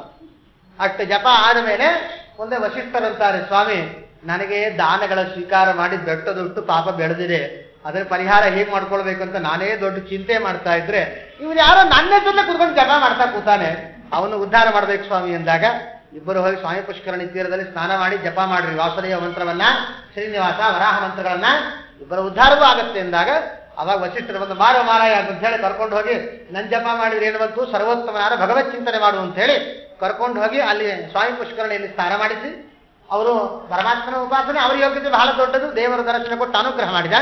ಇವರಿಗೆ ದೇವರು ಅನುಗ್ರಹ ಮಾಡಿ ಅವತ್ತಿನಿಂದ ನೀನು ಅಸಿದ್ಧ ಬ್ರಾಹ್ಮಣ ಅಲ್ಲ, ಇನ್ನು ಮುಂದೆ ನೀನು ಸಿದ್ಧ ಬ್ರಾಹ್ಮಣ ಅಂತ ಲೋಕದಲ್ಲಿ ಪ್ರಸಿದ್ಧನಾಗುವಂತ ಆಶೀರ್ವಾದ ಮಾಡ್ತಾರೆ. ಹೀಗೆ ವಶಿಷ್ಠರು ಒಬ್ಬ ಋಷಿಗಳ ಸ್ಮರಣೆ, ಅವರ ಆರಾಧನೆ ಮಾಡಿದ್ರೇನೆ ದೇವರು ಅವರಿಗೆ ಎಷ್ಟೆಲ್ಲ ಅನುಗ್ರಹ ಮಾಡಿದ್ರು ಅಂತಾರೆ. ಸಪ್ತ ಋಷಿಗಳಿದ್ದಾರೆ ಇಲ್ಲಿ. ಯಾಕೆ ಸತ್ಯವ್ರತ ರಾಜನ ಮಹಿಮಾ ಇನ್ನೆಂಥದ್ದು, ಅವನ ಜೀವನ ಸಾರ್ಥಕವಾಗತ್ತೆ. ಅಷ್ಟೇ ಅಲ್ಲ, ಸಾಕ್ಷಾತ್ ಭಗವಂತನ ಉಪದೇಶ ಮಾಡ್ತಾ ಇದ್ದಾನೆ. ಇಲ್ಲಿ ಜೀವನ ಸಾರ್ಥಕವಾಗ್ತದೆ. ಇಂತಹ ಶ್ರೇಷ್ಠಾತ್ಮ ಸರ್ವರ ಸ್ಥವಿಷ್ಠ, ಸರ್ವರ ಹೃದಯದ ಒಳಗಡೆ ಭಗವಂತನು ಇದ್ದಾನೆ. ಹೇಗಿದ್ದಾನೆ ಅಂತಂದ್ರೆ ಕಾಟಕೋಪನಿಷತ್ತುಗಳಲ್ಲೆಲ್ಲ ವರ್ಣನೆ ಮಾಡಿದ್ದಾರೆ. ದೇಹಾಂಗುಷ್ಟಮಿತೋ ದೇಹ, ಜೀವಾಂಗುಷ್ಟಮಿತೋ ಹರಿ. ಆ ಸ್ಥೂಲ ಶರೀರದ ಅಂಗುಷ್ಟ ಪರಿಮಾಣದಿಂದ ಪರಮಾತ್ಮ ನಮ್ಮ ಹೃದಯದಲ್ಲಿರ್ತಾನೆ. ಜೀವ ತುಂಬಾ ಸೂಕ್ಷ್ಮ. ಅಂದ್ರೆ ಆ ಜೀವದ ಅಂಗುಷ್ಟ ಪರಿಮಾಣದಿಂದ ಭಗವಂತ ಜೀವಾಂತರ್ಗತನಾಗಿ ಇದ್ದು ಪೂರ್ಣಾನುಗ್ರಹ ಮಾಡುವಂತಹ ಹೇ ಭಗವಂತ ಅತಿ ಅತಿಸ್ಥಿರ ಆತ್ಮಶೃಂಗ ಪರಮ ಸುಂದರವಾದಂತಹ ತನ್ನ ಸ್ವರ್ಣಮಯವಾದಂತಹ ಶೃಂಗ, ಅದರಲ್ಲಿ ಕಾಷ್ಟಾಂಬ ವಾಹನ ಅಂದ್ರೆ ಕಾಷ್ಟಾಂಬ ಅಂತಂದ್ರೆ ಇದೆ ಕಟ್ಟಿಗೆಯಿಂದ ನಿರ್ಮಾಣವಾದಂತಹ ನೌಕೆ, ಅವುಗಳಿಂದ ಯುಕ್ತವಾದಂತಹ ಸಮುದ್ರದಲ್ಲಿ ಅದನ್ನ ಅವರು ನಿಜವಾಗಲೂ ನೌಕೆಯ ಮೇಲೆ ಸಮುದ್ರದ ಮೇಲೆ, ಅದು ಪ್ರಳಯಕಾಲೀನ ಸಮಯದಲ್ಲಿ ಸುಖವಾಗಿ ಹೋಗಕ್ಕಾಗೋದಿಲ್ಲ, ನೌಕೆ ಮೇಲೆ ಕುತ್ಕೊಂಡ್ರೆ ಕೆಳಗೆ ಮುಕ್ಕರ್ಸ್ ಬೀಳೋದೇ ಕೆಲಸ. ಅಂಥದ್ದು ಸುಖವಾಗಿ ಯಾವ ತರಹದ ತೊಂದರೆ ಇಲ್ಲದೇನೆ ಅನಾಯಾಸವಾಗಿ ಭಗವಂತ ಕರ್ಕೊಂಡು ಹೋಗ್ತಾ ಇದ್ದಾನಂತೆ. ಇದರಿಂದ ನಮಗೆ ತೋರಿಸಿಕೊಟ್ಟದ್ದೇನು ಅಂದ್ರೆ ಮಹಾನುಭಾವರು ವಾದರಾಜರ ಕೊನೆಗೆ ಒಂದು ಮಾತು ಅಂತಾರೆ, ಆತ್ಮವಿದ ಇಷ್ಟ ಅಂದ್ರೆ ಸರ್ವೋತ್ತಮನಾದ ಭಗವಂತ ಅಲ್ಲಿ ಸಮುದ್ರವನ್ನ ಅವನೇ ದಾಟಿಸಿ ಪ್ರಳಯದಿಂದ ಅವನ ಉದ್ಧಾರ ಮಾಡಿ ಅವನ ಜೀವನ ಉದ್ಧಾರ ಮಾಡಿದ ಭಗವಂತ ಅಂತ ಇದನ್ನ ನಾವು ಉಪಾಸನೆ ಮಾಡಿದ್ರೆ ಎಂ ಎಂ ಯಥೋಪಾಸದೆ ತನೈವ ಭವತಿ. ನಾವು ಸಂಸಾರವೆಂಬ ಸಾಗರದಲ್ಲಿ ಇದ್ದೀವಿ. ನಾವು ಅನೇಕ ಬಾರಿ ಹುಟ್ಟು ಸಾವು ವೃದ್ಧಿ ಕ್ರಾಸ ಮಾನ ಅಪಮಾನ ಎಷ್ಟು ದುಃಖ ಅನುಭವಿಸ್ತಾ ಇದ್ದೀವೋ ಜೀವನದಲ್ಲಿ.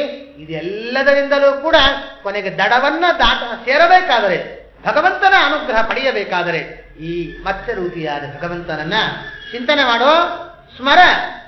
ಆವಾಗ ಭಗವಂತ ತ್ವಂ ಅವ ಮಾಂ ಅವ ಅಂತಹ ಸರ್ವೋತ್ತಮನಾದ ಆ ಸತ್ಯವ್ರತರಾಜ ಸಪ್ತರ್ಷಿಗಳಿಗೆ ಮೊದಲಾದ ಅನೇಕ ಭಕ್ತರನ್ನು ಉದ್ಧಾರ ಮಾಡಿದ ಭಗವಂತನೇ ಮಾಂ ನನ್ನನ್ನ ಸಂಸಾರವೆಂಬ ಬಂಧನದಿಂದ ಮುಕ್ತನನ್ನಾಗಿ ಮಾಡು, ನನಗೂ ಭವಸಾಗರದಿಂದ ದಾಟಿಸು, ಮೋಕ್ಷವನ್ನ ಕೊಡು ಅಂತ ದಾಸವರಣ್ಯರೆಲ್ಲರೂ ಕೂಡ ಜ್ಞಾನಿಗಳು ಸ್ತೋತ್ರ, ವಾದಿರಾಜರು ಸ್ತೋತ್ರ ಮಾಡಿಕೊಟ್ಟಿದ್ದಾರೆ.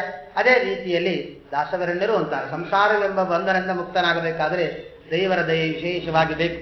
ಅದನ್ನೇ ಜ್ಞಾನಿಗಳಂತಾರೆ, ಇಷ್ಟು ಮಾಡಿದ ಬಂಧ ನಾನಿಂದ ವೈಷ್ಟವರ ಪುಟ್ಟದಾಸಿಯ ಮಗನೋ ಪರದೇಶಿಯೋ ಗಟ್ಟಿಯಾಗಿ ಕಾಗಿ ನೆಲೆಯಾಗಿ ಕೇಶವರಂಗ ಕೈ ಬಿಟ್ಟು ಹೋದರೆ ದಿನದೇ ಹರಿದಾಸರಾಡೆ ಹೂವ ತರುವರ ಮನೆಗೆ ಹುಲ್ಲ ತರುವೆ. ಏನು ಬಿಟ್ಟು ಇನ್ಯಾರು ರಕ್ಷಣೆ ಮಾಡಲು ಸಾಧ್ಯವೋ ಭಗವಂತ? ಅಂತಹ ಮತ್ಸ್ಯರೂಪಿಯಾದ ಪ್ರೋಷ್ಠೀಶ ಮತ್ಸ್ಯಗಳ ಎಲ್ಲಾ ಭಗವದ್ ರೂಪಗಳಲ್ಲೂ ಎಲ್ಲಾ ಭಗವದ್ ರೂಪಗಳು ಸರ್ವಶ್ರೇಷ್ಠವೇ. ಅದರಲ್ಲಿ ಅತ್ಯುತ್ತಮವಾದಂತಹ ಮತ್ಸ್ಯರೂಪಿಯಾದ ಭಗವಂತನೇ ನಿನ್ನ ಚರಣಾರವಿಂದಗಳಿಗೆ ರಮಾ ಬ್ರಹ್ಮಾದ ಸಕಲರಿಂದ ವಂದನಾದ ಭಗವಂತ ನಿನ್ನ ಚರಣಾರವಿಂದಗಳಿಗೆ ಅನಂತ ಅನಂತ ಅನಂತ ಅನಂತ ನಮಸ್ಕಾರ ಅಂತ ತಿಳಿಸಿ ನಾಳೆ ಮುಂದಿನ ವಿಷಯವನ್ನು ಚಿಂತನೆ ಮಾಡೋಣ. ಶ್ರೀಕೃಷ್ಣ.